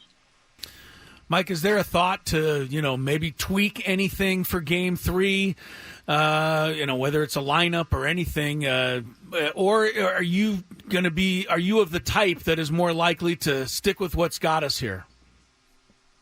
I'll let you answer that question. Okay. What do you think? I think you're going to tweak everything, and I think you're going to put the names in a hat and pick a lineup out. There you go. You nailed it. You got me. I'm just now finishing up, cutting up the names and the squares, and I'm bringing Brian Esposito in here to bring the hat, and we'll just start drawing them. There you go. That's what I fully expected. Yeah, I mean, look, we got here, man. I don't know what to say. Yeah. We ride with who got us here, and I don't know what the suggestion would be. We scored 10 runs, we scored 6 runs. We get shut out by pretty really darn good bullpen. They made a lot of pitches, didn't make a lot of mistakes. I don't see anything dramatically changing. Mike, you've managed for quite a long time. You've been in this game for quite a long time. I'm not sure how many of these elimination games you've been involved. I know you've been in at least one. It came against the team you're managing now. How is there any difference in managing in an elimination game versus game 1, 2, or 3? Like, is there obviously a X and O's difference, and do you feel a difference when you're down in that dugout? There's elimination games definitely are different. I've been in a fair amount of them. Had the good fortune of being on 3 championship clubs in the minor leagues that I managed, and being a part of the organization at one, and being a part of, seeing what that looked like from a staff perspective, and being, in the organization. So, good experience in doing it, talking to people that have done it. One of them that, won 3 World Series and was just in San Diego, Tony La Russa, texted with him last night after the game, just going back and forth about stuff. Answer your question, yeah, it's different. It's clearly different than trying to win the last game of a series or the last game before a day off. But the reason I bring those things up is because there's, when you have freedom, to handle your bullpen, then that allows you to do more things. The thing about the elimination game that, is wonderful, is, you want to be able to score early. You want to try to get that lead. You want to put pressure on them. And then, you want to make sure you continue to see what it looks like and trust your starter in Darvish tomorrow, and we'll just evaluate what it looks like, and we'll let the game dictate, the moves like we've done all year. And me and you talked about this, Tony.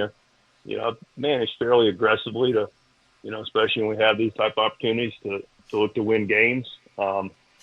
And we've been able to do that, and nothing's going to ultimately change. We just know this is a game that we have to win, and we'll, much like every game we've played this year, we'll take it as it comes and get it and go get after it, and know that we win, we move on, and so we'll get after it the best we can and trust our guys to compete and execute.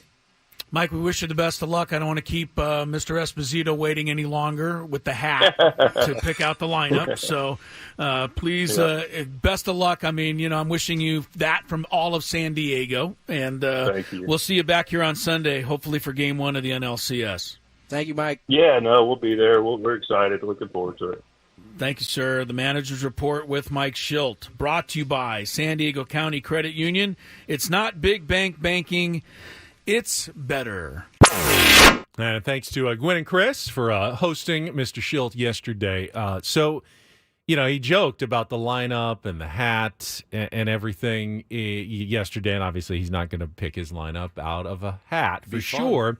But he was asked at the news conference yesterday, I think by AJ Cassavell, is there anything you might do just in terms of countering the bullpen day? Dave Roberts, we talked about it, did a nice job with the matchups in terms of, finding the lanes. And Mike Schilt got a little, I don't want to say testy on the answer. He goes, there's not much you can do. And I understood his point when he said, no matter what you do with the lineup, even if you go righty, lefty, righty, lefty, righty, lefty, every inning there's going to be either two righties or two lefties coming up. Unless you had 9 switch hitters, which you don't, there's going to be a lane. And the Dodgers are going to see, okay, we got lefty, righty, lefty coming up this inning. Guess what we're putting in? A lefty. And the next inning, it's righty, lefty, righty. Guess who we're putting in? A righty. You can't do much about that as a manager other than not put 3 straight lefties or 3 straight righties together, which Mike Schilt never does in his lineup. There's 2, though, that have been together. 2, yeah. 2. So I think you split those for sure. But the other thing is this. The Padres bench is such that if they do counter, and end up doing a bullpen game, there's only one guy coming off the bench to pinch hit. One. Unless you need a bunt later in the game, and that would be Tyler Wade potentially to come in and lay down a bunt. Even then, it'll be off of a left-handed pitcher. I'm assuming they'll make a switch there. They'll know that. Donovan Solano is your only option. You're not pinch hitting Brandon Lockridge for anybody in the lineup. You're not pinch hitting Elias Diaz for anybody in the lineup. You're just not. There's nobody unless it's Higgy and whatever. But even then, you have one option that you have, and it's Donovan Solano. He's the only guy coming off the bench tonight to do anything. Or vice versa. It's Solano in the lineup, Peralta coming off the bench. You have one guy that you can play with. You really have one card that you can play. And we discussed that a little bit in the roundtable yesterday. Putting Donovan Solano into the lineup is not a panic move. I think Craig was pushing for that because Donovan Solano was really probably your better offensive player of the 2. David Peralta's come through for you a bunch, so it's hard to it's hard to bench him, but you could easily see there's an argument to be made. Hey, Donovan Solano, he's made for hitting. You need a hitter in there, and they will have some lefties. That you just can't ever guarantee he's going to get up against a lefty, just like you can't guarantee that Peralta is going to get up against a righty. So that's what makes the bullpen games tough. It neutralizes some of that Padres advantage of that Donovan Solano, David Peralta interchangeability in the game. I mean, honestly, you could, if you want to sacrifice some defense, you could make some decisions there and put Arise at second and Solano at first, and leave Crony to come off the bench. But he's going to face Banda or Vesia or somebody late in the game, which it is what it is. Crony's not swinging it that great right now. Although he hit the one off the wall and he had 2 hits the game before. He may be actually coming out of it. The one guy who's on the upswing here as well. That's true. And Higashioka's been so hot, but if anything, his at bats haven't looked quite as crisp the last couple of games. So now you're going, do you want to pinch hit for Higashioka? Because you can pinch. They've done that before. They have. Where they've pinch hit for Higashioka and then they put in Diaz defensively for the last inning or 2. Do you save it for a spot like that, or do you have faith in Higashioka? Certainly against a lefty, I'm happy with Higashioka. If it's a big spot against a righty and you happen to have David Peralta on your bench, that's not a bad spot to use David Peralta either. All right, we'll talk about managing a Game 7. You heard Mike Schilt say it is different. Or a Game 5. It is different. A winner-take-all final game. Much. We'll get to that after a check of traffic. More Ben and Woods coming up next on 97.3 The Fan.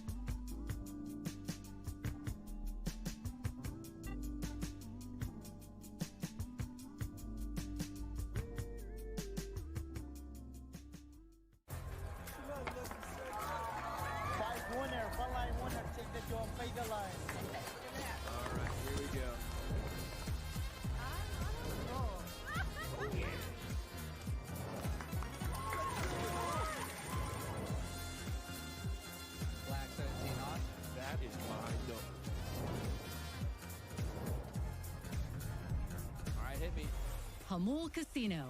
Fun above all else.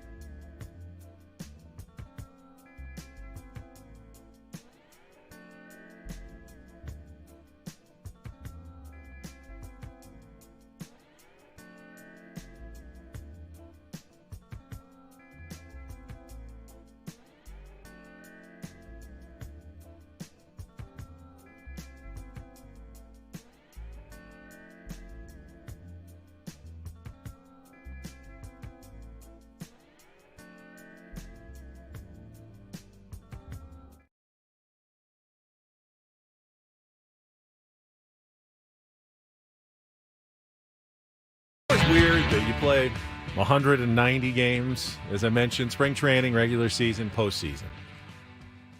And you then throw the book out the window today. But you kind of do, right? I mean, even Mike Schilt acknowledged there in the manager's report, it's not a normal game. You don't manage it like you do any other game. And it's like, it's almost counterintuitive. Why would you do things one way for months and months and months, and then when everything really matters, do it a different way, right? Doesn't that seem like that's not sane behavior? But it makes sense when you think about it, obviously. Is baseball the only sport that does this? Yes. Right? Yes. In the playoffs. If you're the Patriots, you have the way that you've done it, and you've won 14 games. In football, you Chiefs. coach every game like a playoff game. But in football too, you do find wrinkles. A team will practice something in a big college football game. They'll bust out some weird play that nobody has seen. That's true. Like, there's wrinkles, certainly. Baseball, you can't really do Well, also in football, they'll study the tendencies of the specific opponent, and Sure. they might tailor their game plan. But towards you do that every more. single game. It's not just in the playoffs. Fair enough. In basketball, you may rely a little more heavily on your stars. Yeah. Like LeBron may play all 48 minutes in a Right. playoff game. You can't wear them down during the regular season by doing that. So there's a little bit of different coaching that goes on in basketball. But there's really nothing like a Game 5, Game 7 situation in baseball where you throw the book out the window. And yeah, you take your starting pitcher out 4 batters into the game if you don't like what you see. Yeah. And honestly, the reason is not that it's because this game is so much more important. If you had no consequences, you would manage every game like that. Oh, dude, if you had no consequences at all, if your pitchers never got hurt, and your players never got tired or banged up, you would see Tanner Scott in every game. You would see Robert Torres and early in the games, weird matchups. You'd be very aggressive, but you have consequences in baseball. You can't do that if you put your bullpens in. You're going to lose so many games because you've torched your team. You can't manage that way. But today, you can, which is weird. It changes the entire sport. Yeah, it really for a does. Game 5 situation like this. And you saw last night, David Fry hits the home run, then comes up with a chance to get a safety squeeze down and gets the job done and steals another run, which they needed. They needed that run because Clase did give up a run. And so it was just, you can't go so far the other way, though. You don't need Manny bunting. You know what I mean? Like you can't do goofy stuff. You have to let your guys play their game their way. I think there's sometimes an urge to do goofy stuff. Oh, there is, and you have to fight against that urge as well. I think Darvish deserves some leash.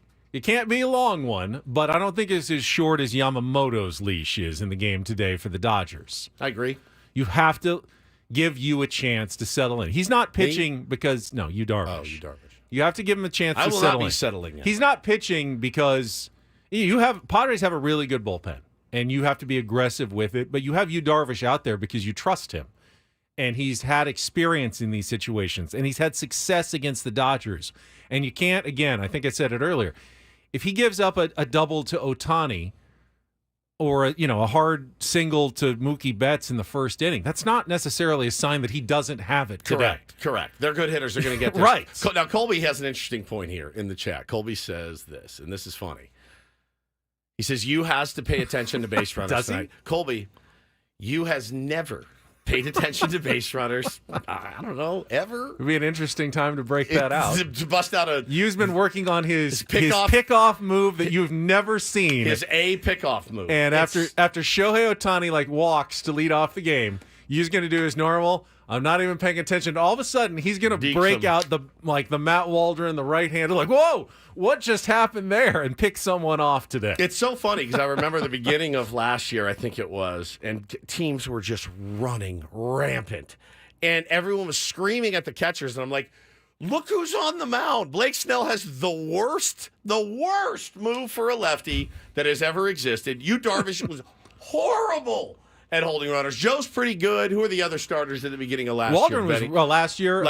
Last year was Lugo. Lugo's pretty Waka. good. Waka was pretty good. But I mean, when it was the you and Snell combo, you're like Weathers was great. Weathers was amazing. And Waldron really good this year. His move was solid for a right-hander. Yeah, really, really good. Had a lot of pickoffs. Yeah, you does no favors to his catchers. Snell and you. Yeah, if you're Higgy, you're like, come on, bro. I need a tick. Now Campy also was not good at throwing runners out. Higgy feels more average. He's not elite maybe, but he's on the average side at throwing runners out. He just doesn't pay attention to it, man. Have you guys noticed fewer pitch outs in recent memory? Big time. Why? I think, honestly, because guys are going. Well, but I think, honestly, Adam, what people are doing is, you can time up the pitch clock a little bit, and there's a pitcher, they have tendencies. They'll deliver on 3, and they sometimes vary, sometimes they don't. I honestly think that they're saying, take the bag. Just take the bag. But we even have, when you have the two disengagements, and you can no longer pick off unless you pick them off. You know the guy is going. Correct. You could then do a pitch out on that pitch. I don't think they want to sacrifice a strike. I know. Really I get the same sense. I get the same sense that they're just. It's almost like we're going to pitch out. They're going to steal it anyway, and we've just sacrificed a pitch too. That's a double loss. And then, now. Please don't take this as any knock on Shohei Ohtani. I'm not the one that said this. A million people have said it. It's so much easier to steal bags now than it was. I'm not discounting what he's done. He's been phenomenal. He's a freak. I get it. But it's so much easier to steal bags than it's ever been before. Ricky Henderson, with these rules, steals 200 bags if he's on base. I know it barely looks any different on the field. The bigger bases, the pizza box bases. You can't even tell when you're at the game necessarily that they're bigger.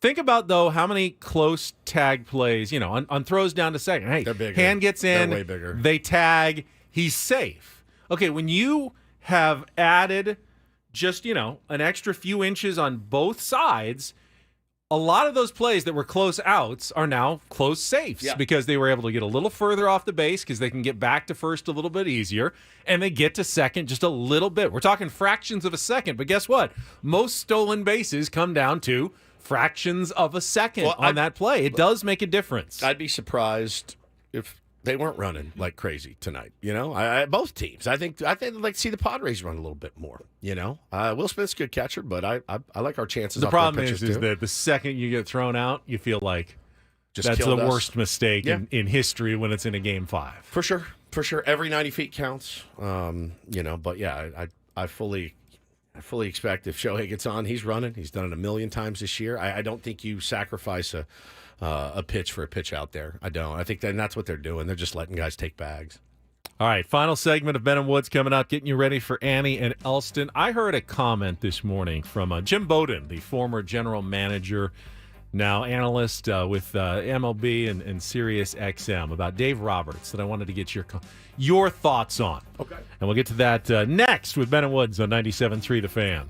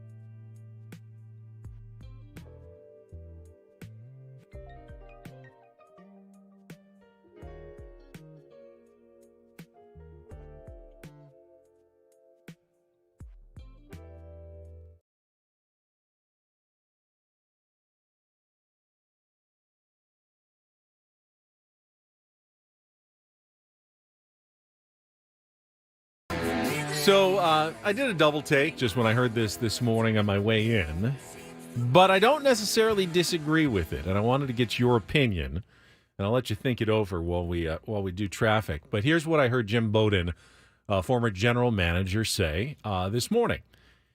He said that he believes Dave Roberts, the manager of the L.A. Dodgers, has done, and I believe this was the quote, by far the best job of his managing career this year with the Dodgers. See, he says, I don't think it's even close. He says Dave Roberts has done a phenomenal job this year, given the injuries and the circumstances with his team and everything that's gone around the Dodgers, from the Shohei Ippei story from the very beginning. To be fair, to that was 15 minutes. That whole story took 15 minutes. Whatever it was, just from the very beginning to the injuries they dealt with, the pitching losses that they've had, to get them to the number one seed, the best record in baseball, and then a tough matchup with the Padres, getting this series back to Dodger Stadium, winning in Petco Park in a Game 4.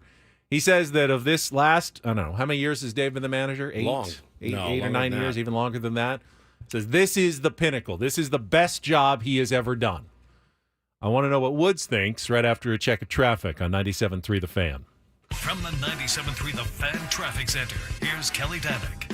Wrapping things up with just one problem, guys. Crash blocking the fast lane on eastbound 8 at the 805. That northbound 805 is sure cleaned up. It's at crash cleared near Imperial. Another crash cleared near the 15, so speeds are getting back to normal there. I'm Kelly Danick with Ben and Woods, San Diego's #1 sports station, 97.3 The Fan. So and Adam was asking me. So we have talked to how if they lose, the Dodgers get knocked out in the division series again. There's talk that it could be a loss that costs Dave Roberts his job. Do you still fire a manager if you believe he just did the best job he's ever done this year? Or are you happy with the job that Dave Roberts has done, win or lose today? This is one game. This is one game that can go either way. He could manage a perfect game. They lose today. Yeah, they lose 2-1. Mike Schilt can make every mistake in the book, and the Padres could still win. It's one baseball game. What do you think of that comment by Jim Bowden? I would tend to agree. I would say. I mean, yeah, they've had. You could say the same for guys like Brian Snitker. You know, to lose Spencer Strider, Austin Riley, Ronald Acuna Jr., and even have your team, you know, in a playoff game is pretty remarkable. But I think, you know, when you lose Glasnow for a time, Yamamoto for a time. It doesn't hurt that you had the world's best player at the top of your lineup. He wasn't originally hitting in the leadoff spot. They moved him, and that worked out well for him. They had a fairly crappy run there in the second half of playing 500 baseball, but I think a lot of teams go through that. We had ours in the first half of the season. So I think he's done a great job as far as managing that. But, you know, it's hard for me because some of the highly touted prospects that they have, they haven't worked out. I mean, James Outman was supposed to be your guy out there. He has not developed like they thought he would. He was supposed to be Jackson Merrill, right? And he's not. And whatever happened with him. They had a couple of other guys that came up and made nice starts. They're a deep team. They always have been. But when you get down to the postseason and you have only a couple of starting pitchers, I don't think that falls on Dave. You know, that falls on Andrew Friedman and those guys. So I don't know, man. I think he's done a good job. I've always kind of been under the opinion, though, and I know it's an easy thing to say. We've always kind of thought about the Dodgers. A manager could roll out of bed and win 90 games, at least, right? Because traditionally, this division hasn't been good. No one challenged you. The Diamondbacks arrived a little bit early, and they challenged you. The Padres decided to get their S together and start going after wins. So for a while there, it did feel like it doesn't matter what you do. You're winning 100 games. And I do feel like when you have the star power that they have, you know, consistency that they have from guys like Mookie, guys like Shohei, guys like Freddie, up and down the lineup. Now, he was able to weather the storm, Ben, of Max Muncy having a terrible year being injured. He was able to weather the storm of Gavin Lux having a terrible first half. Terrible. And moving guys around. But I think he's done a good job. He's a good manager. I just thought I think he handles himself. I think he's done a good job in this series. Now we're irritated, but the gamesmanship, the Manny thing, it's awful. I don't think he's hurt his team necessarily with any of that. I don't like it. disagree with it, but he's had his team ready to play. They're big not time. They're not the underdogs, but they're not the big favorites. They've been, they were last year against the Diamondbacks. They were 2 years ago against the Padres.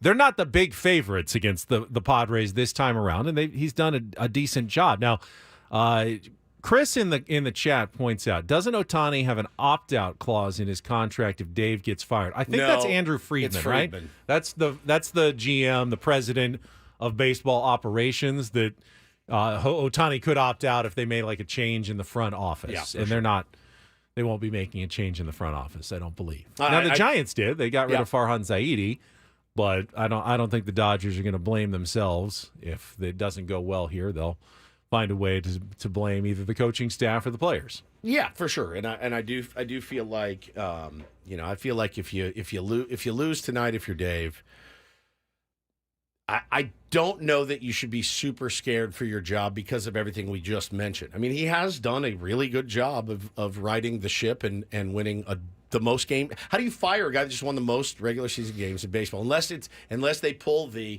it's time for a new voice bit. And that new voice, I think we all know who it very well could be. The former manager of the year, one-time manager of the Marlins, former Dodger, Skip Schumacher. Well, you can, and someone pointed it out, like the Chargers did with Marty Schottenheimer when he went 14-2, and they lost in the playoffs. But the Chargers were big favorites in that series. That's not the case here. They were favorites. The Dodgers were favorites, but not overwhelming favorites. It's not a huge choke job this year if the Dodgers lose to the Padres. I don't think so. You do.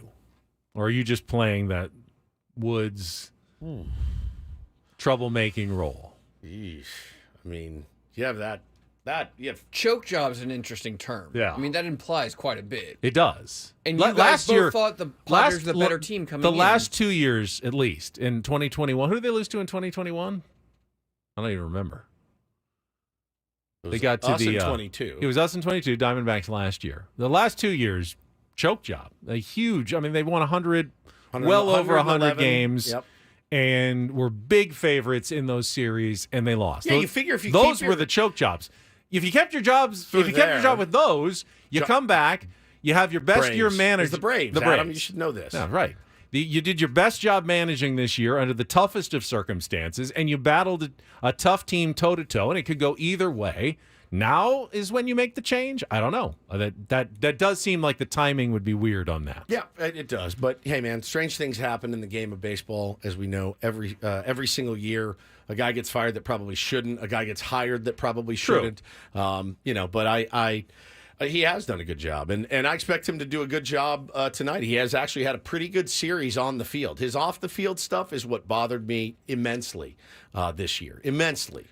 But his on-the-field stuff, he had a game of his life the other night. Period. Edgar asks an interesting question. Is it a choke job if the Padres lose with a 2-1 series lead? Yeah, and certainly there's some element of that. There's some element of it, man. How many times have they lost back-to-back games since the All-Star break? 3 times, maybe? This would be a bad time for the fourth to lose back-to-back games. No question. Yeah, there's some element of that. But they're not even favored to win today's game. They're 49.5%. At best, coin flip tonight. Can you say you really choked a game in which you were just a coin flip's choked chance a series, though. Of winning? Yeah, choked a series. That part of that's losing in game 4, when I think we all agree that felt like the better chance to wrap up the series at home. Did not work out well against the Padres bullpen day. But we'll see. Now the pressure kind of shifts more to the Dodgers in this game as well. Now that they've got it home, yeah, of course, they're feeling like, okay, everyone now kind of expects us to get it done. So the dynamic of this game is very different than the dynamic of the last game. Yeah, the choking thing in sports is weird. It's hard to ever choke a baseball game. And football is the sport that that's the sport that is the most chokeable. You have a 28-3 lead in the Super Bowl. You have to do things wrong to lose a game. You don't ever have to do anything wrong to lose a baseball game. You can be up 5 runs, and you can make some good pitches, and if the other team is putting together good at-bats and lining the ball the other way, singling you to death, bloops in a few balls here or there, you can make no errors. You can make no real bad pitches, and you can lose without choking in a baseball game. In football, the 86 Red Sox, as Adam says in the chat, that was a choke. To blow a big lead the Yankees in football 3-0 against the Red Sox, that's a choke. It usually takes, some blown coverages, bad clock management, bad decisions by coaches of throwing when they could have, run the ball and run off the clock. There's a lot more choking. Stop looking over here at me, Ben. We're looking at you. There's a lot more choking in football than there is in baseball. Yeah, for sure. It's even hard to identify what a choke, other than like a ball going through your legs. Bill Buckner and the ball rolling to you to end the game, and all you have to do is make the play on a simple play.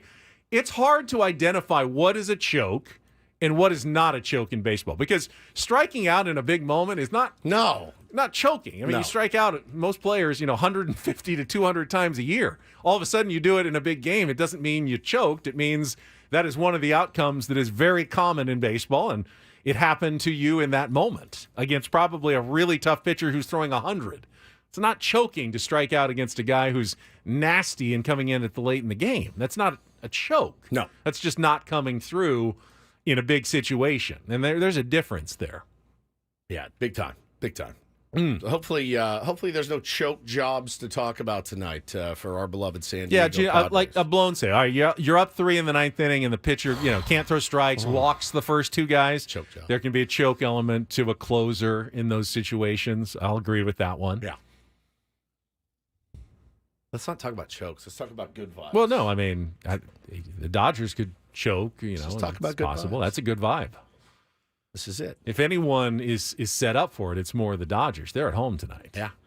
Going on record? I feel good about it.